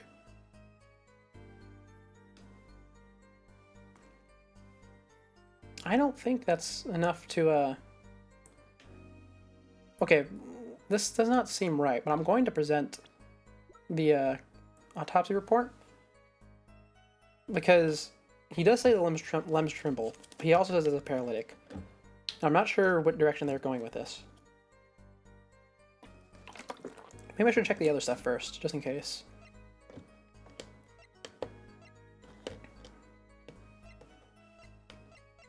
Alright, we're gonna present it. Oh, that's wrong. Your Honor, that statement contradicts this evidence. It does. I don't see anything contradictory. You sure about that? Objection overruled. Try to think before you make accusations, Mr. Justice. Ah, that didn't go so well. Alright. Well, maybe we just press the new statement, yeah? You say it was definitely death by poison. How can you be so sure? Hey, look, I'm a journalist. I've seen a lot of things. And I've had more than my share of experiences with so-called poisonings. Man eats fishy fish, goes bye-bye, end quote. Food poisoning doesn't count. Should I get him to talk about something else? Oh, this is what they wanted me to do. Alright, let's talk about the other stuff then. So, you drank the coffee that Vera served you, too? Of course. When someone serves you coffee, you drink it. Well, that's what my old boss always used to say. Never did get what he meant by it, though. But you're still alive, which is to say you didn't die. Of course not. No point falling before you're a star, end quote. Well, that's not exactly what I was getting at. What were you getting at, then? You know the poison was on the rim, not in the coffee. Oh, yes, yes. There were 2 cups on the tray she brought. In one of the cups she had Drew's signature painted on the side. No chance the guest would take that one by mistake, I guess. Well, Mr. Justice, was that testimony important? I don't think so, no. So Brushel drank the coffee, too. Doesn't look like this is going to lead to much. Very well, please continue with the testimony. Let's press that last one.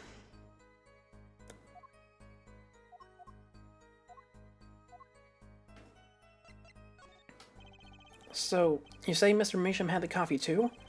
But did you actually see him drink the coffee? Course! He who sees it wins, but he who says it wins bigger. End quote. I live in a man sees dog eat dog eat... Wait, I live in a man sees dog eat dog and writes about it world, yet... I guess I can't say I saw him drink it, really. He had one so-called sip of it, if the hat. Man puts lips to mug, drinks, end quote. That poison is quite virulent, I hear. My stomach did a so-called somersault. Since I'd gulped down that coffee without so much as a second glance at it. Wait, maybe something's there. Some kind of so-called trick. Anyone want to venture a guess, for the record? Does the guy have a pause button? Well, Mr. Justice, did you find that testimony valuable? I think it's more important than the one we currently have. The victim drank his coffee, then immediately fell over? Oh yes, you can go to press with that one. Your Honor, this is a vital piece of information. Please add it to the testimony. Very well. The witness will add this to his testimony. Vital, right.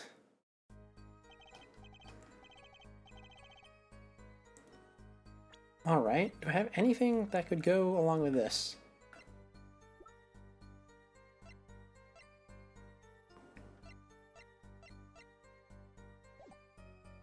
Is this it? Oh, man, how is this first one getting me? Did I get the quill? Or, I suppose it was a duster, really. Was a piece of evidence? I don't think I did. No, I did not. How unfortunate.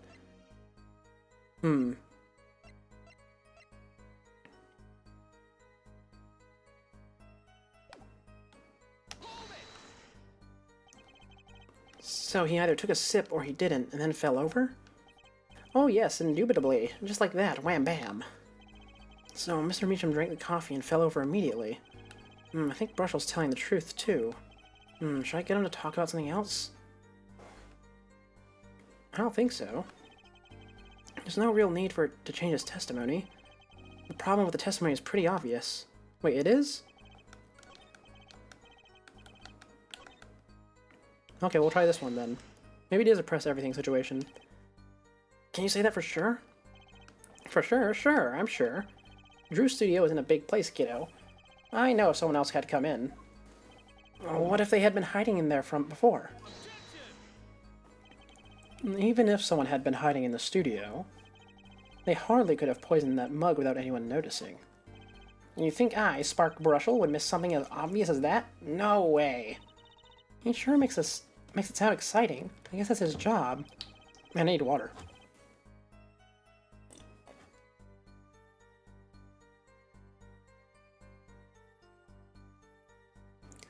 There's only one moment we need to focus on, really. The moment when Mr. Drew Measham died? Exactly. There has to be something there. Well, that looping dialogue does seem to be quite obvious as a hint. Okay, we have the cup.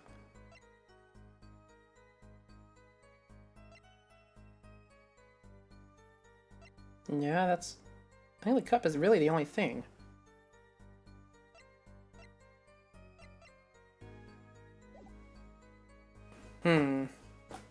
I don't present the mug, though. That'd be dumb. But at the same time, I'm being dumb right now. I'm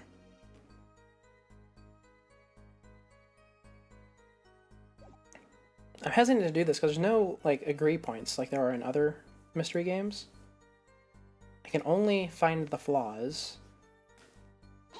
Let's check his other options one more time.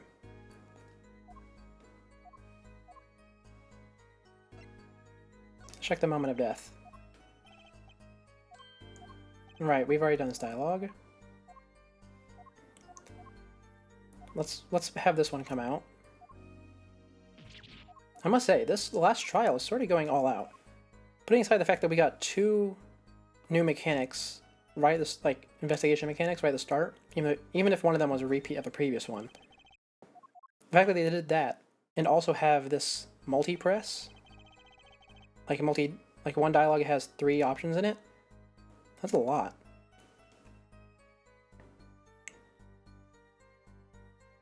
Definitely death by poison. Well, we know it's death by poison. And we're just assuming he knows about the spasms.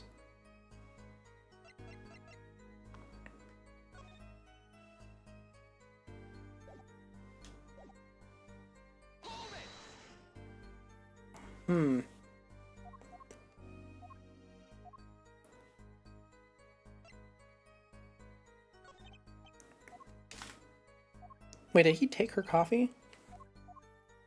He only said there was 2 mugs, right? Or 2 cups?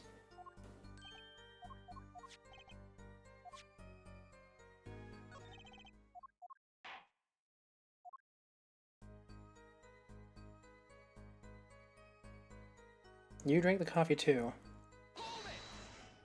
What was it like? You're sure you drank the coffee? Oh yes, quite. I gulped it down, felt that sweet scorch on my throat. But you say the victim took 1 sip and fell over. And you still kept drinking? Of course! Drink your coffee when it's hot, never when it's not. That's what my old boss always used to say. Never really knew what he meant. Oh, I already read this. He didn't say end quote. That's odd.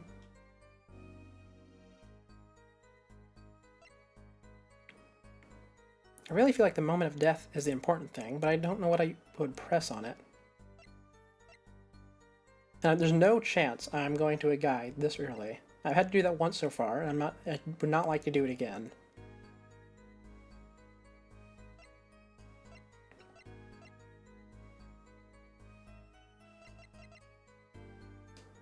Is it? I feel like it should be the tiny frame. Like, he took the moment to hide it.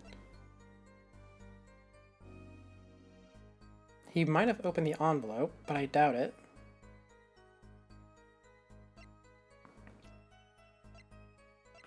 Okay, I need to present the coffee cup on something. It says that there was poison on the rim. Yes.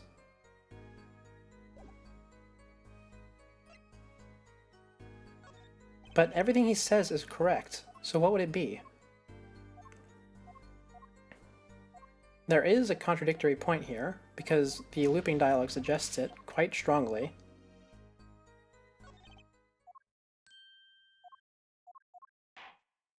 At the same time, I'm not sure what it is. I'm starting to loop at this point.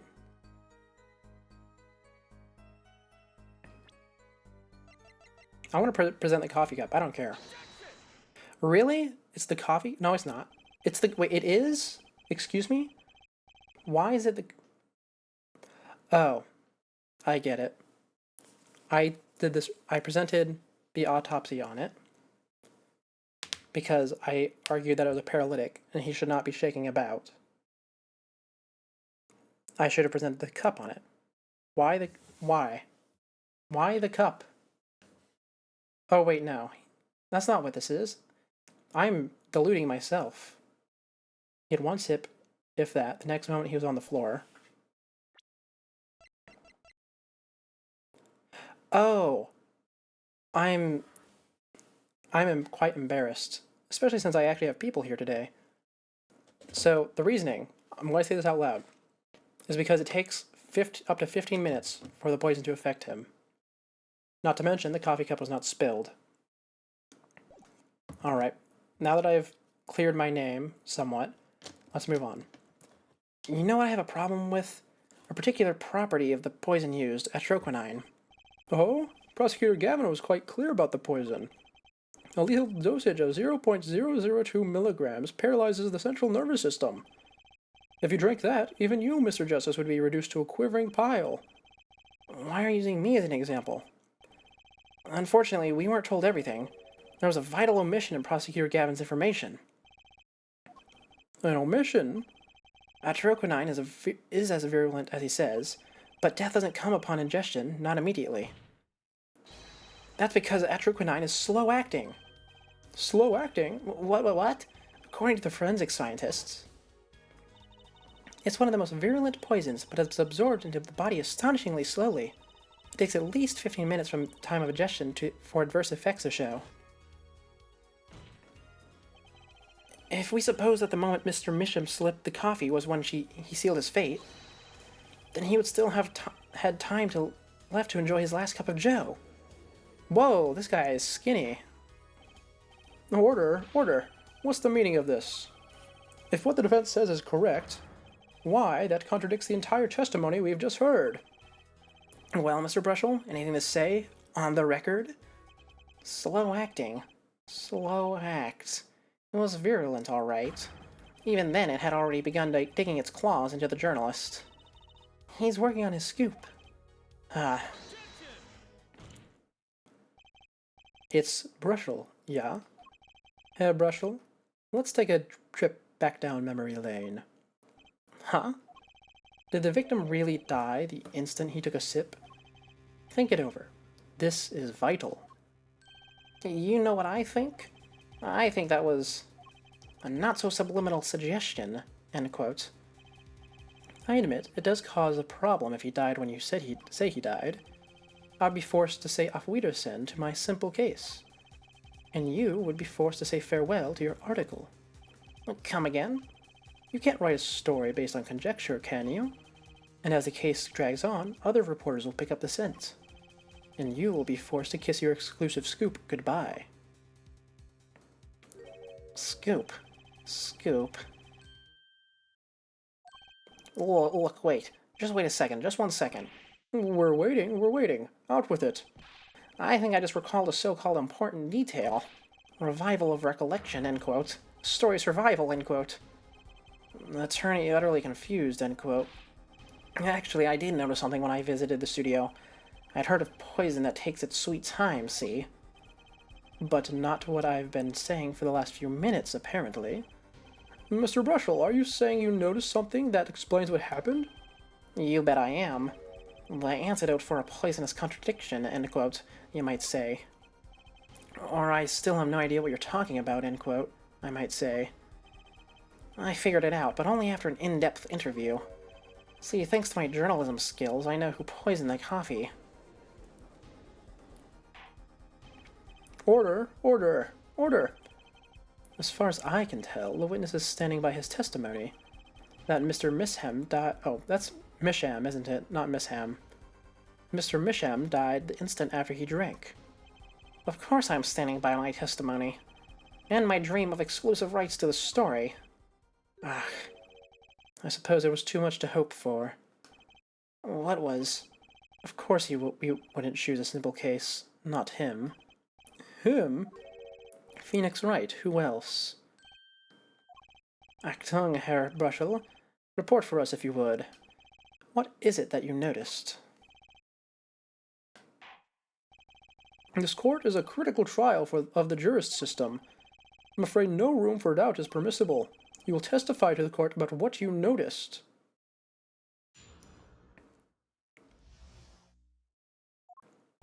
When I arrived at the studio, Mr. Misham was at his desk. He seemed to be writing a letter, but he quickly sealed the envelope. I thought nothing of it at the time, of course. Now that I think about it, what if he was writing a suicide note? Oh, well, that's not very important. We already know the answer to this. A suicide note? Yes, he had this look upon his face. Man's face inscrutable as a quadratic equation, end quote. Suicide? Poor Mr. Misham. But that means Vera's innocent. Would someone commit suicide in the middle of an interview? Oh. Very well, you may begin your cross-examination. Well, we already know it's in the note. Do I have the... I'm gonna press it. No, I'm not. I'm just gonna present it. I was thinking that I might have to press it before I present it, since this game can be a bit weird about this sometimes. But we'll just go ahead. Oh, you're kidding me? Okay, well, we'll press it. We'll get 2 damage on the first witness. That's not great. A suicide note? Well, yeah, don't quote me on that or anything. I'm just saying it's a possibility, you know? So you didn't actually check the letter? Of course not, it was sealed. Contents of can unknown until can is opened, end quote. You can always check the label. Do you think Mr. Misham was writing a suicide note? If he was, that would solve the case in a jiffy. It kinda makes me wonder about that letter.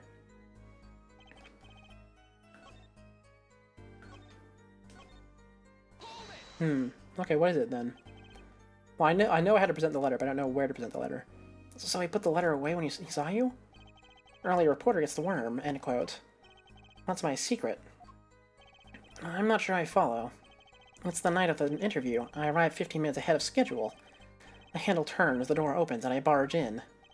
Are you sure that's okay to do? I mean, isn't that unlawful entry, really? Mr. Misham sure seems to think so. You should have seen him. He crammed his letter into that yellow envelope as fast as he could. I know a secret when I spot one, and that was one. It does seem significant. Well, Mr. Justice? I wonder. It does have the ring of something important. Yes, that's very important. He said yellow envelope? That's weird.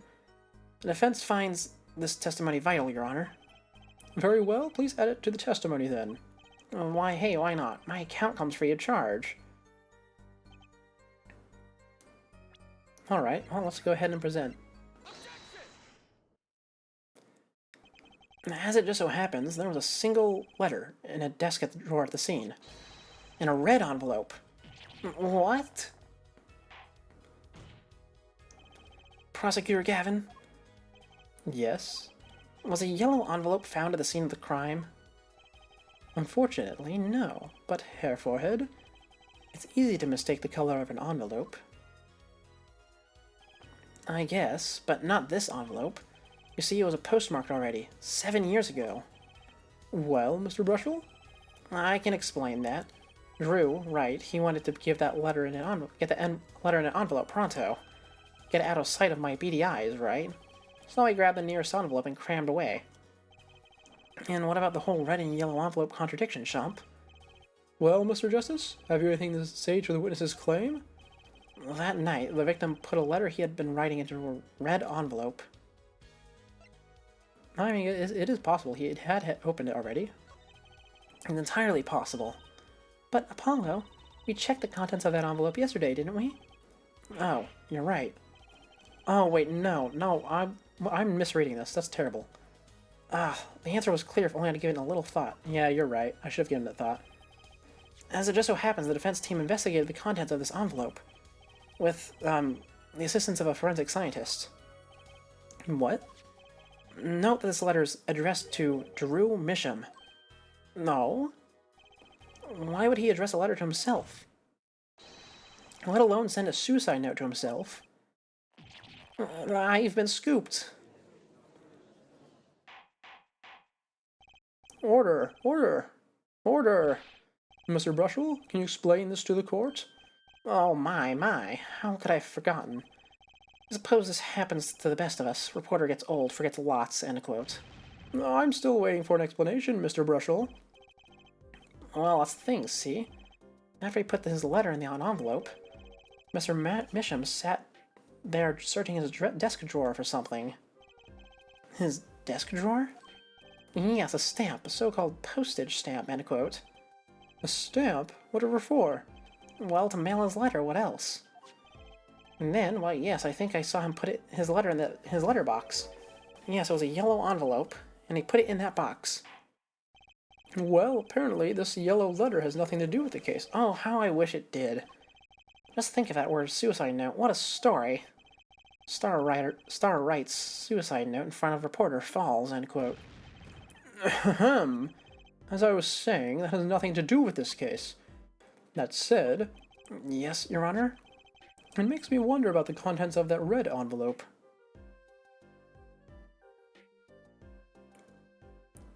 What's up with this little goofy track that's going right now?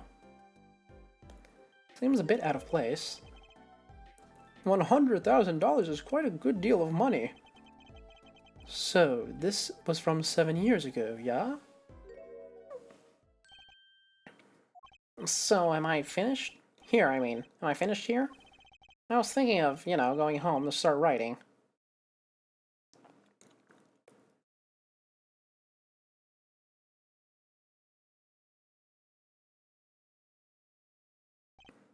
I hate to state what should be pretty obvious to anyone, but when you catch the scent of a story, you make that, rather unique face. Ah, come on. Attorney has active imagination, little else. End quote. Even I noticed something, and my eyes aren't what they used to be. I'm starting to understand what all this perceiving stuff is about. Judge has active imagination. End quote. Please, continue with your testimony. Tell us about the scent of a story. Hey, I'm the one asking the questions here. Usually.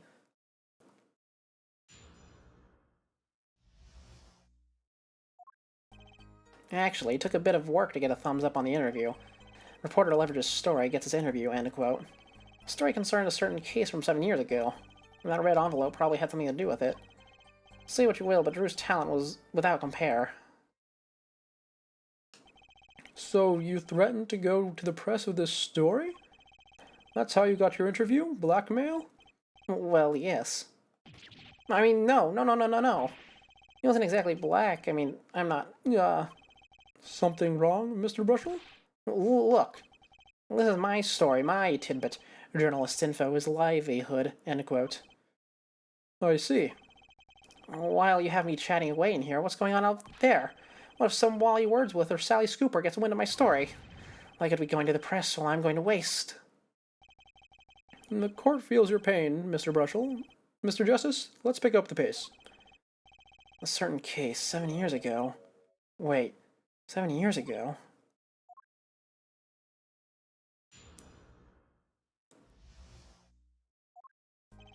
Oh, it's time to perceive. Oh, B moves you backwards in this. Huh, I didn't notice that. Alright, what do we want to prepare? Or perceive, rather.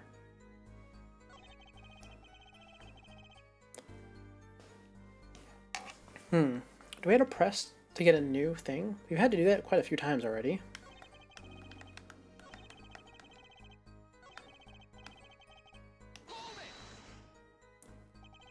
On one hand, we have your story, and on the other, this letter. What makes you think the two are related?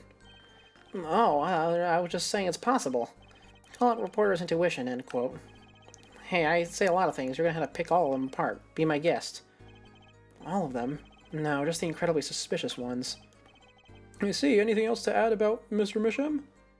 Alright, so we are just gonna go straight to perceiving.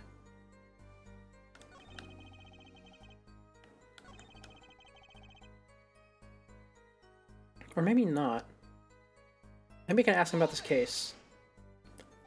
To be honest, I really just want to avoid the perceiving section because that makes me incredibly motion sick. Which is odd, because really, I don't get motion sickness ever from games. A certain case 7 years ago? Tell us, what case? Let me say one thing, Mr. Attorney, and you can quote me on this. I can't talk about that case. Why not? It's about journalistic pride and staunchness and credibility and connections. Journalist reveals sources only over his dead body, end quote. So what'll it be? Gonna strangle me? Dead men don't tell tales, Mr. Attorney. He sounds pretty determined not to talk. Our chances of breaking his will aren't looking good.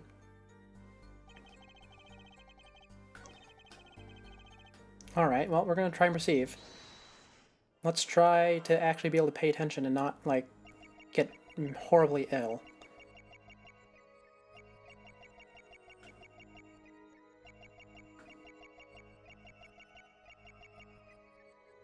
I didn't see anything. Where's his other hand at? Okay, off screen.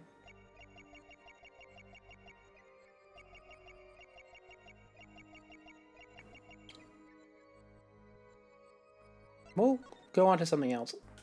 Let's see.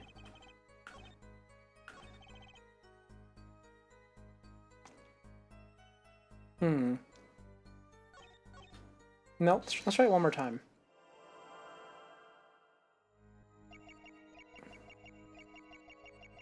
Does he move the toothbrush at all during this? Doesn't seem so.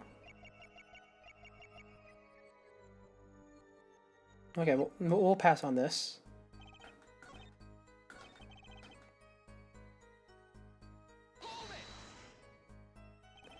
The victim, Drew Misham, had an aversion to reporters? Boy, I guess not even my considerable charms did much for him. Until I finally got my thumbs up, that is. Maybe you can elaborate a bit on that for us? Okay, no, not that. We'll perceive this.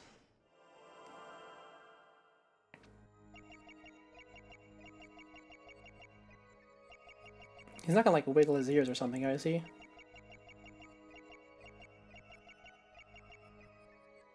It's probably not his. I'll check his like forehead, but I don't think this is it.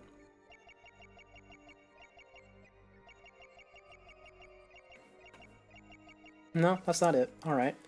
I didn't see anything when I was observing his face a second ago.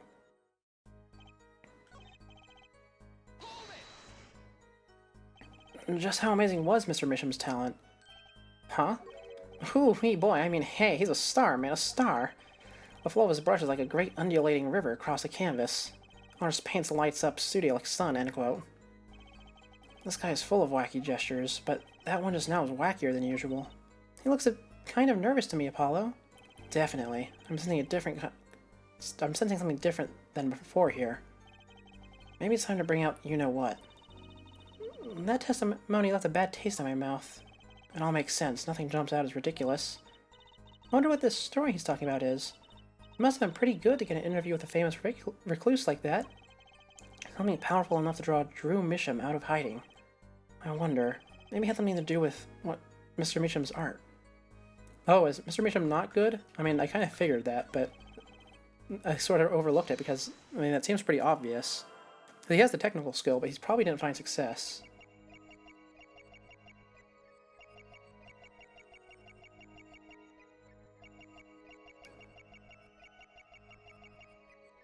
I didn't see anything. Does he have any other parts of his body that he can move? I don't think so. I think it's just hand and face. I think I just saw something move when I came over here, but I'm not sure. Let's see.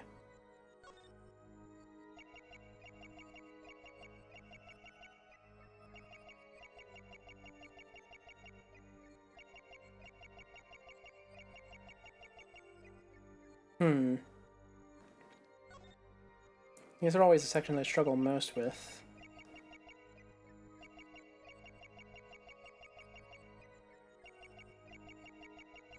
Oh, his eyebrow. Is that what it is? No, it's not. That's how they were the whole time, I think. Right? I didn't even notice his eyebrows. I didn't notice he had eyebrows until just now. Maybe it's that on the other ones.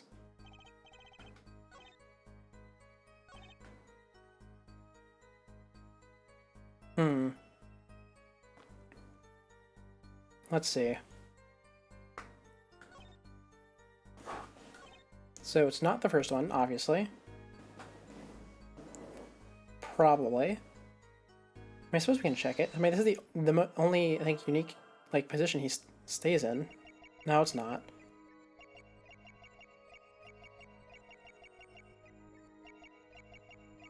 Where are his hands? At his side. Okay. I didn't see anything, so we'll move on.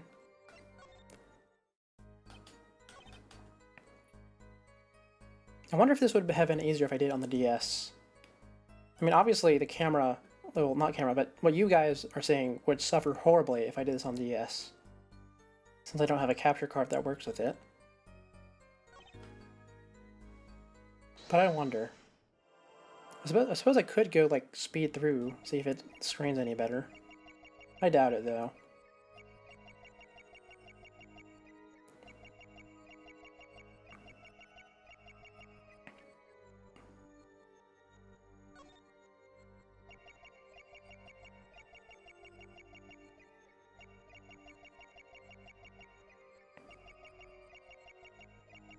Anyway, it's not this.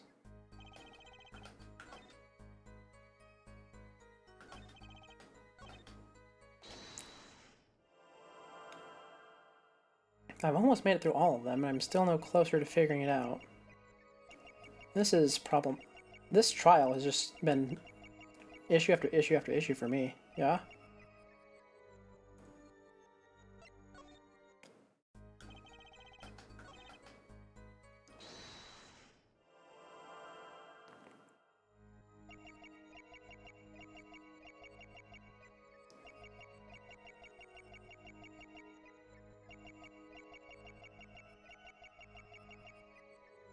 Alright, well, I don't think he's moving. He's not moving the toothbrush, that's for certain.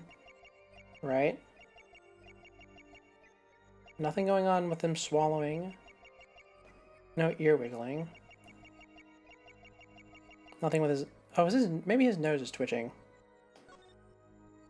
I haven't, like, stared at his nose yet, I don't think.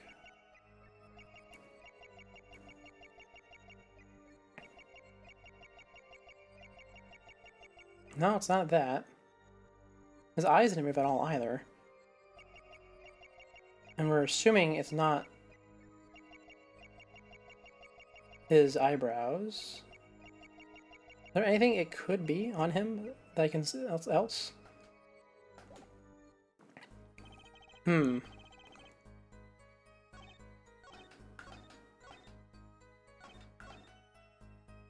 Okay, so here's the way I see it. So we're going off of sprites. So we straightforward, straightforward. We have 3 that are straightforward, and 2 with a toothbrush. I think it's gonna be, and the 2 toothbrush ones are the suspicious ones. So I think it's gonna be one of those, but I don't see him doing any irregular movements. We can check this one again. Let's just stare at the face first.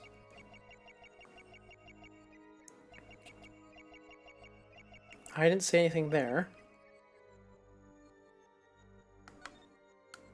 We'll check the hand.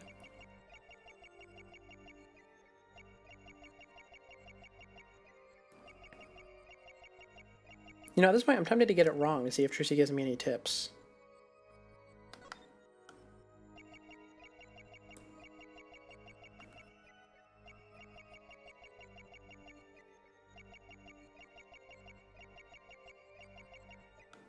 You know, I'm gonna do that. I'm gonna get it wrong to see if Trucy says anything. Gotcha! Mr. Brushel, you're hiding something. Yeah. Don't yell all of a sudden like that. You'll get a guy a heart attack. Sorry, it's just the way you were moving just now was particularly suspicious. What's that supposed to mean? So usually I'm just sort of averagely suspicious? Sorry, my mistake. You're fine. I know I'm onto something here. Time to focus. Nope, no hints from Trucy, huh? Alright. Is it... I mean, there's no way it's actually this. I mean, the only thing that that's truly unique is him smiling here, but I don't think it's going to be, I mean, this. Because when I go into it, it's just the regular smile. No, it's not.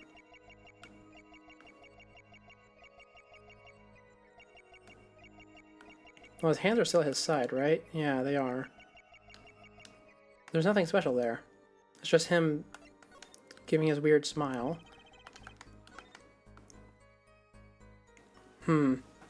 I've been stuck on this for a while. Come on, at least I'm gonna get to the next checkpoint before we end for the day.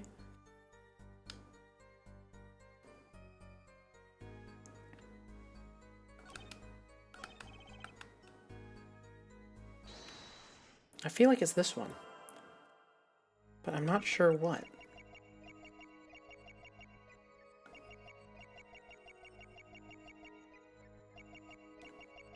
If only there was a way to, like, slow it down. Can I, like, stop it? If I hit the autoplay button? Nope, I don't. That autoplay, this just is the same thing.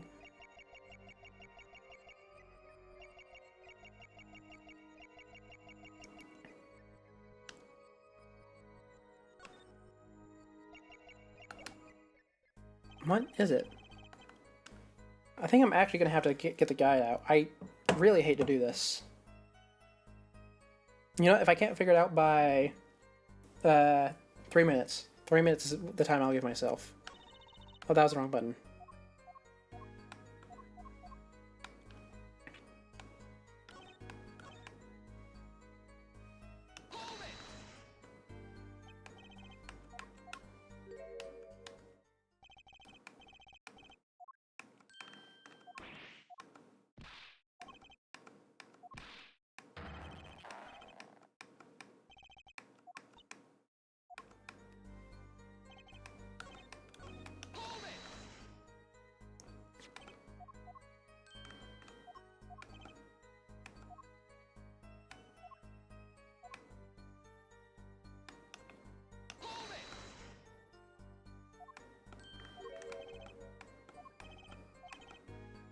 I mean, I can obviously see that he has that one expression where he's pulling on the tie, but that doesn't... he doesn't do that when I'm doing this.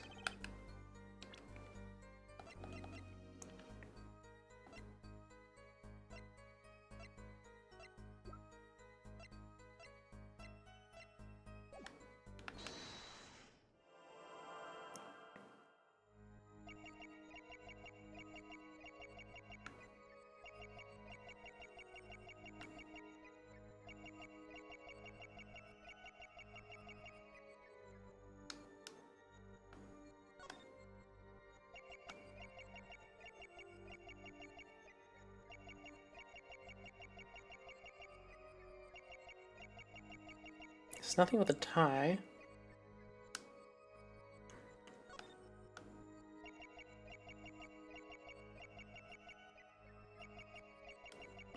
If only I could zoom out.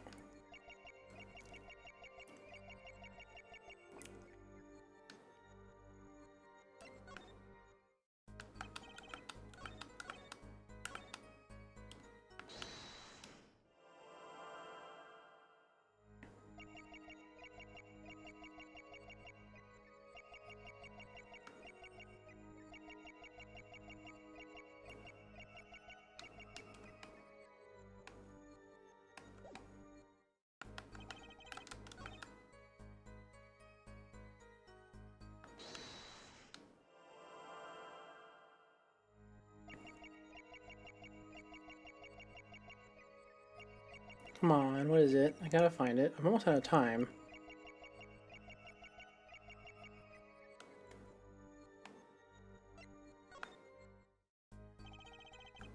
Aw, man, well, I know my little timer here is a bit fast, but unfortunately that is the time.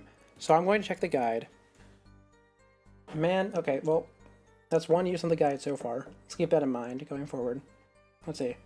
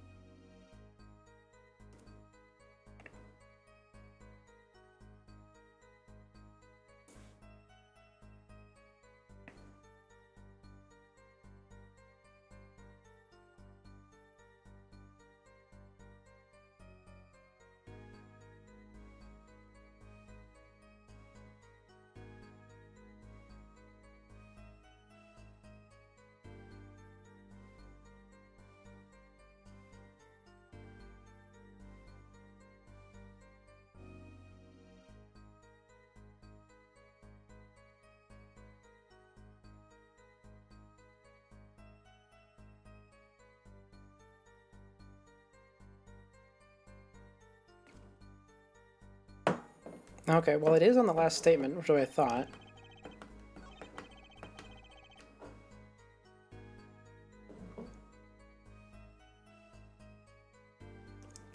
Is that really it? Hold on.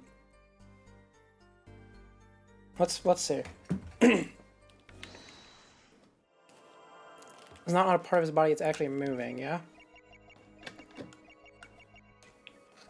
Oh my god. Really? That's not even a part of his body that moves. Why would they do that? That's so mean. How is, like, child me up with a DS supposed to figure that out? How did I figure... Actually, I didn't figure that out. I don't think I beat this game. But, come on, man. Ah. I need to get some water after that.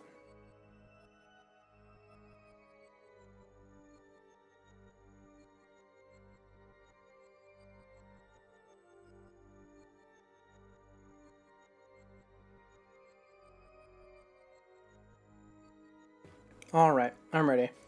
But as an aside, that's my last plastic water bottle, finally emptied out. We're done with those now. They're gone forever. So let's get back into this.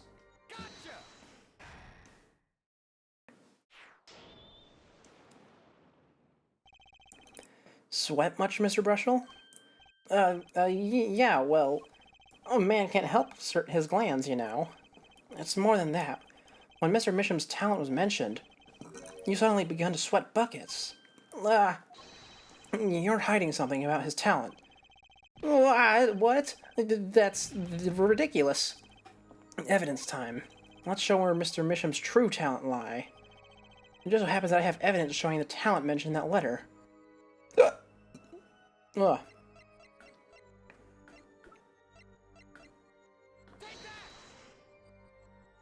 I can't help but wonder. Oh wait, did I get the wrong one? Other than that, you've made a horrible mistake. Man burns bridges, forgets to cross first, end quote. Well, let's try that again. All I had to do was reveal Mr. Misham really was. That shouldn't be so hard, right? Okay, so I'm supposed to show the letter, not the forgery. Alright. Wait, no? Really? I just bring myself down to 1 HP on the first guy? No shot. That's okay.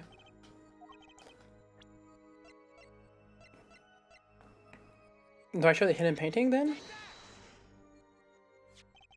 There, that's what it was. Okay. Man, I'm gonna blame that on the game.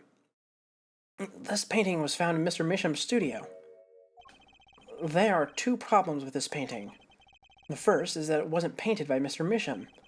The second is that there was another painter in the studio, which looked exactly like this one, except it was only half done. Then we have a letter discussing the payment of $100,000, which is just a certain business operation. The business of making forgeries. Oh! Ah, finally, gone to that background.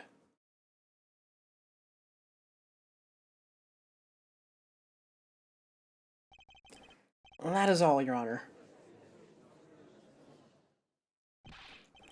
Everyone, please, everyone. Can we keep this private, please? This is my story, my scoop. Forgery. That's a serious crime. Drew Misham is known as an artist these days, but there were rumors he dabbled in another kind of art until a few years back. Another art? Meaning forgery? Drew Misham was talented, alright. Talented at making precise, detailed fakes. A fact that certain criminal elements were quick to discover. Criminal elements? What? You can't seriously be talking about... Exactly. I'm talking about forging evidence. The rumors started circulating 7 years ago. 7 years ago? So are we to understand that this letter, this payment of $100,000 was for... Exactly. Forged evidence nets tidy profit, end quote. Order! Order! Order! Why, it's like our victim was living a double life. Aha, so this is my chance. So the victim had ties to the criminal world, right? He could have had plenty of enemies we know nothing about. This is my first time hearing of this criminal world. We certainly found no criminal connections when we conducted our investigation. But how do you explain all this money? You have to admit there's a possibility of some illegal activity here. But there is no proof tying this letter to our case. Our case was, and remains, simple from the beginning. Only the defendant could have poisoned that mug that night. And you, of course. Hey, the only thing I poisoned is my pen when I'm writing reviews. Mr. Brushel, your testimony to this point has been quite unreliable. It doesn't speak well of your reporting acumen. What are you talking about? My journalism was rock solid. Journalism so solid you could stand an elephant on it. End quote. In any case, let's hear a summarized recap of your testimony. If we can ascertain the situation in that studio from the recap, the trial is over. Apollo, what's he talking about? The cross-examination showed that Mr. Brushel didn't have reason or means to poison him. As long as there's no other suspects, then the killer had to be Vera. That's what. This next testimony is our last chance. Mr. Brushel, your testimony, please.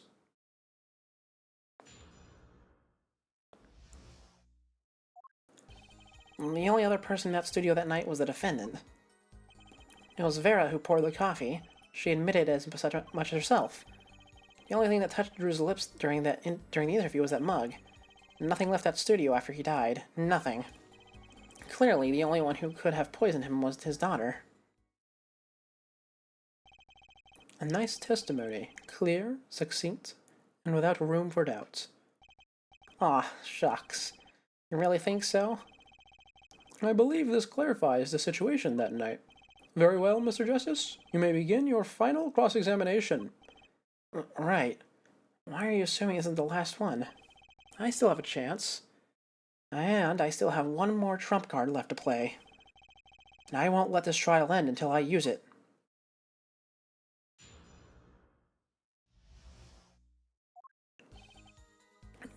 Let's see.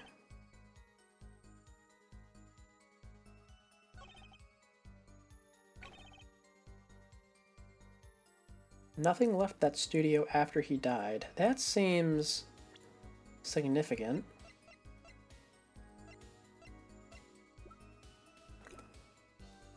Wouldn't it be the letterbox, since you said yourself that there was something in it?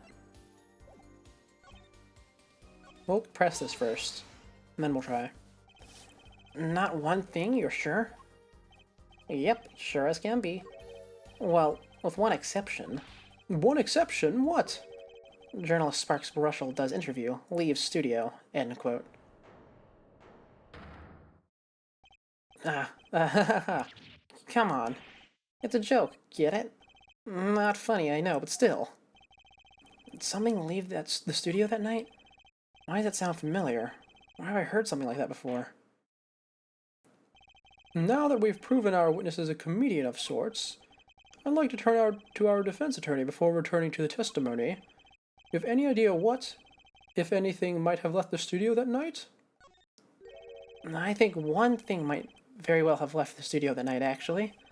A certain something that vanished from the crime scene. By which you mean something other than our witness? Of course. Don't tell me, Vera Meacham. Believe me, any comic relief I may provide is entirely unintentional. Then let's see what you've got for us, Mr. Justice.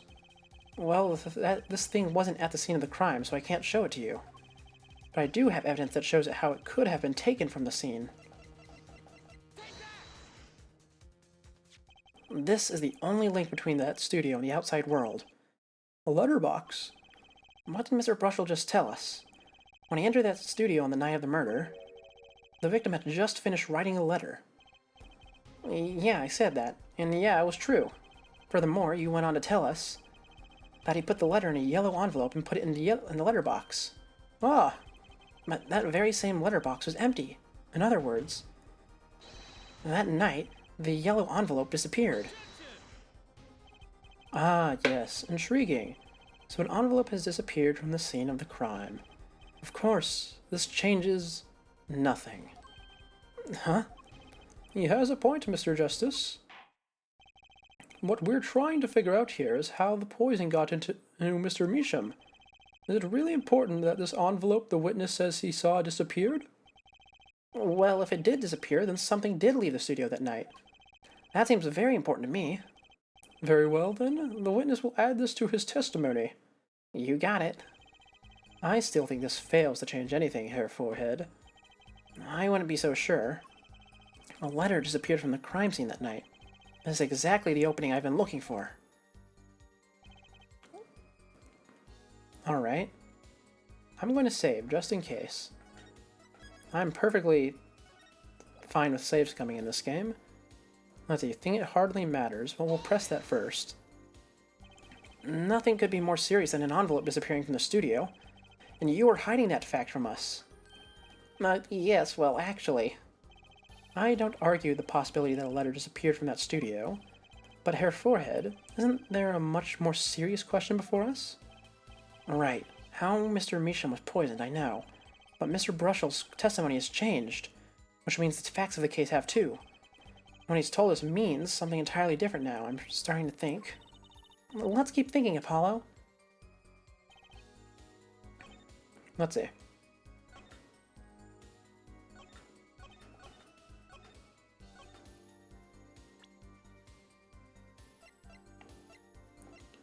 What could it be? I don't think it's the tiny frame. It's none of the paintings. Not the autopsy.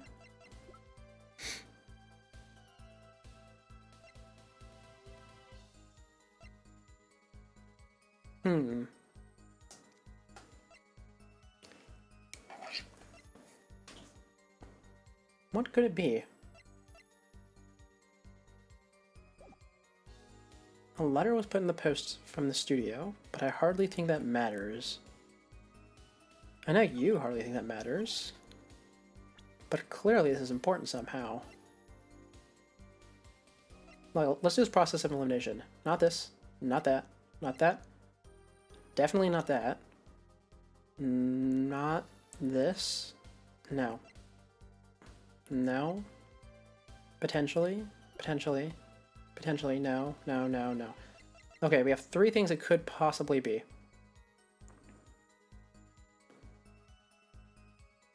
The tiny frame. You know, that tiny the poison wasn't like dabbled on this, it was pressed onto it by something. Was the poison perhaps on the letter? On the envelopes, maybe?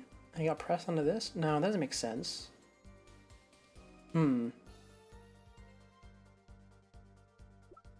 I think we're about to take a loss real quick.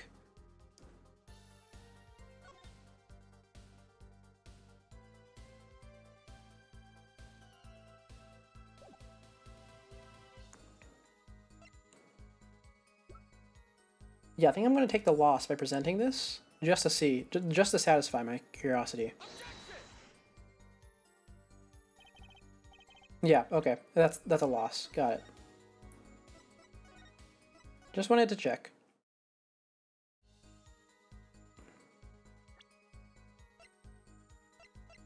You hardly think it matters. It's not the coffee cup, is it? I mean, I just ruled that out, but it does have poison on it. I still can't present. You can't present people in this game.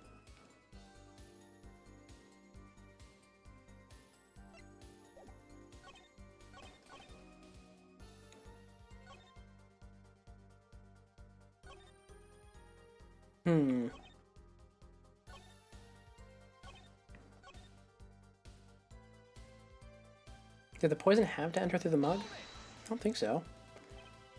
You're sure about that? Well, to be really precise, I was busy gobbling mint candies the whole time. One of those candies might have been poisoned. But what are you going on about? Yet, at the time of the autopsy, no fresh fragrance of mint filled the room, and no mint residue was found. It was a long shot anyway. Don't tell me you're still trying to prove this. You think the victim ate, drank, or otherwise ingested something other than the coffee? Well, Mr. Justice, if you have some proof, the possibilities are there, I can feel it. Just maybe not prove it. Not yet. The possibility isn't going to cut it, not now. Mr. Measham ingested that poison via route other than coffee. You know what? I think I can prove this one. Proof is possible. Here goes nothing.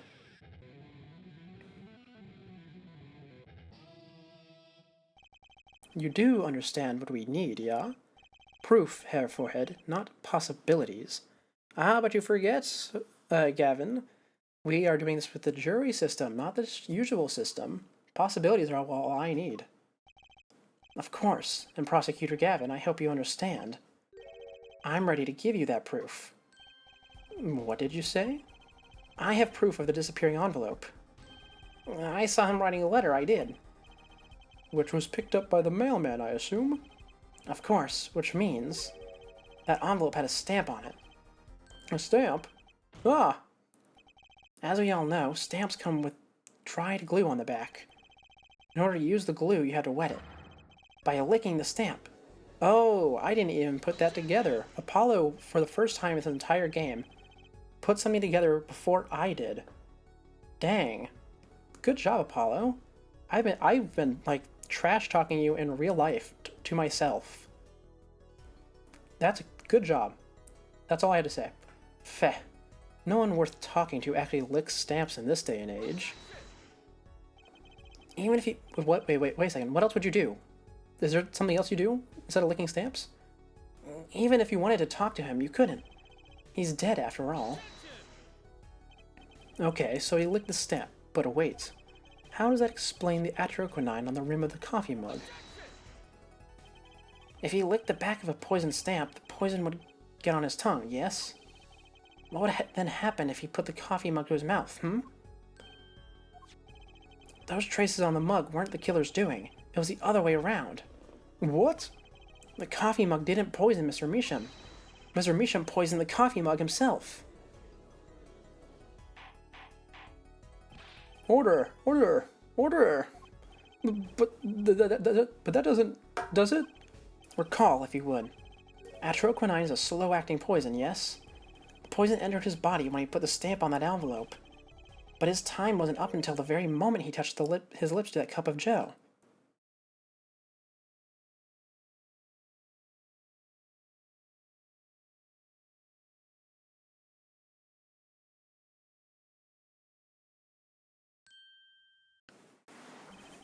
You have something to add, Mr. Bushel? Uh-oh, his nose is picking up another scent. As I believe I mentioned earlier.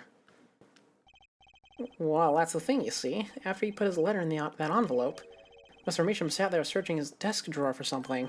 Yes, a stamp, so-called postage stamp, end quote. Well, but you know, I don't seem to remember him ever finding one. Maybe he'd just run out. Incidentally, we searched the desk drawer at the scene of the crime. There were no stamps, not a single one. That does pose a problem. How will you prove that stamp was coated with poison? Actually, I'm glad no other stamps were found. It makes proving the stamp he used was poison possible. Good show, good show. You can't even prove there was a stamp by the scene in the first place. Well, let's hear what the defense has to say anyway. Where is your evidence that proves the existence of this poisoned stamp? Well, that certainly is a cute little frame, and by little I mean really little. It was on the victim's desk, Your Honor. Quite empty, as you can see for yourself. I noticed that too during my inspection, so what? Apparently you weren't as observant as you should have been. You see, when you saw this frame, it was missing something quite important. Missing something? Yes, a pale bluish stain on the inside of the frame. Atroquinine residue. What? Why wasn't I told about this? The frame is only 2 inches square. The face of the frame is even smaller, maybe an inch wide at most. You weren't saying... Oh, but I am. Tell me, what fits in such a small frame? A commemorative stamp, perhaps? Order! Order! Order! The poison stamp was in this frame? Impossible. Prosecutor Gavin, why would he put something like that on his desk? Don't tell me he had it there so he could commit suicide if a mood struck. You know, can I say something? I had a thought, see? What, Mr. Bushel? And please stop jittering around like that. The victim was a forger, right? There's a lot of money in that line of work. Forger forges friends, make enemies too, end quote. So the poison stamp might have been a murder weapon aimed at him?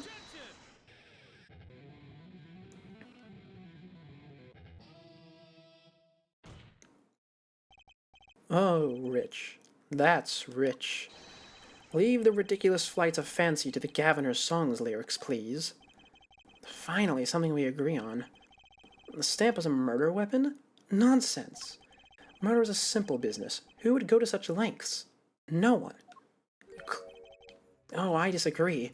You clearly haven't played the other 3 games. Come again? Recall, if you would, the victim's reclusive lifestyle. Jerome Misham hid from the world. He avoided meetings. His only contact with the outside world was the mail. The mail? Now, if you wanted to kill someone you couldn't meet, but you knew red letters, a stamp would be a perfect weapon.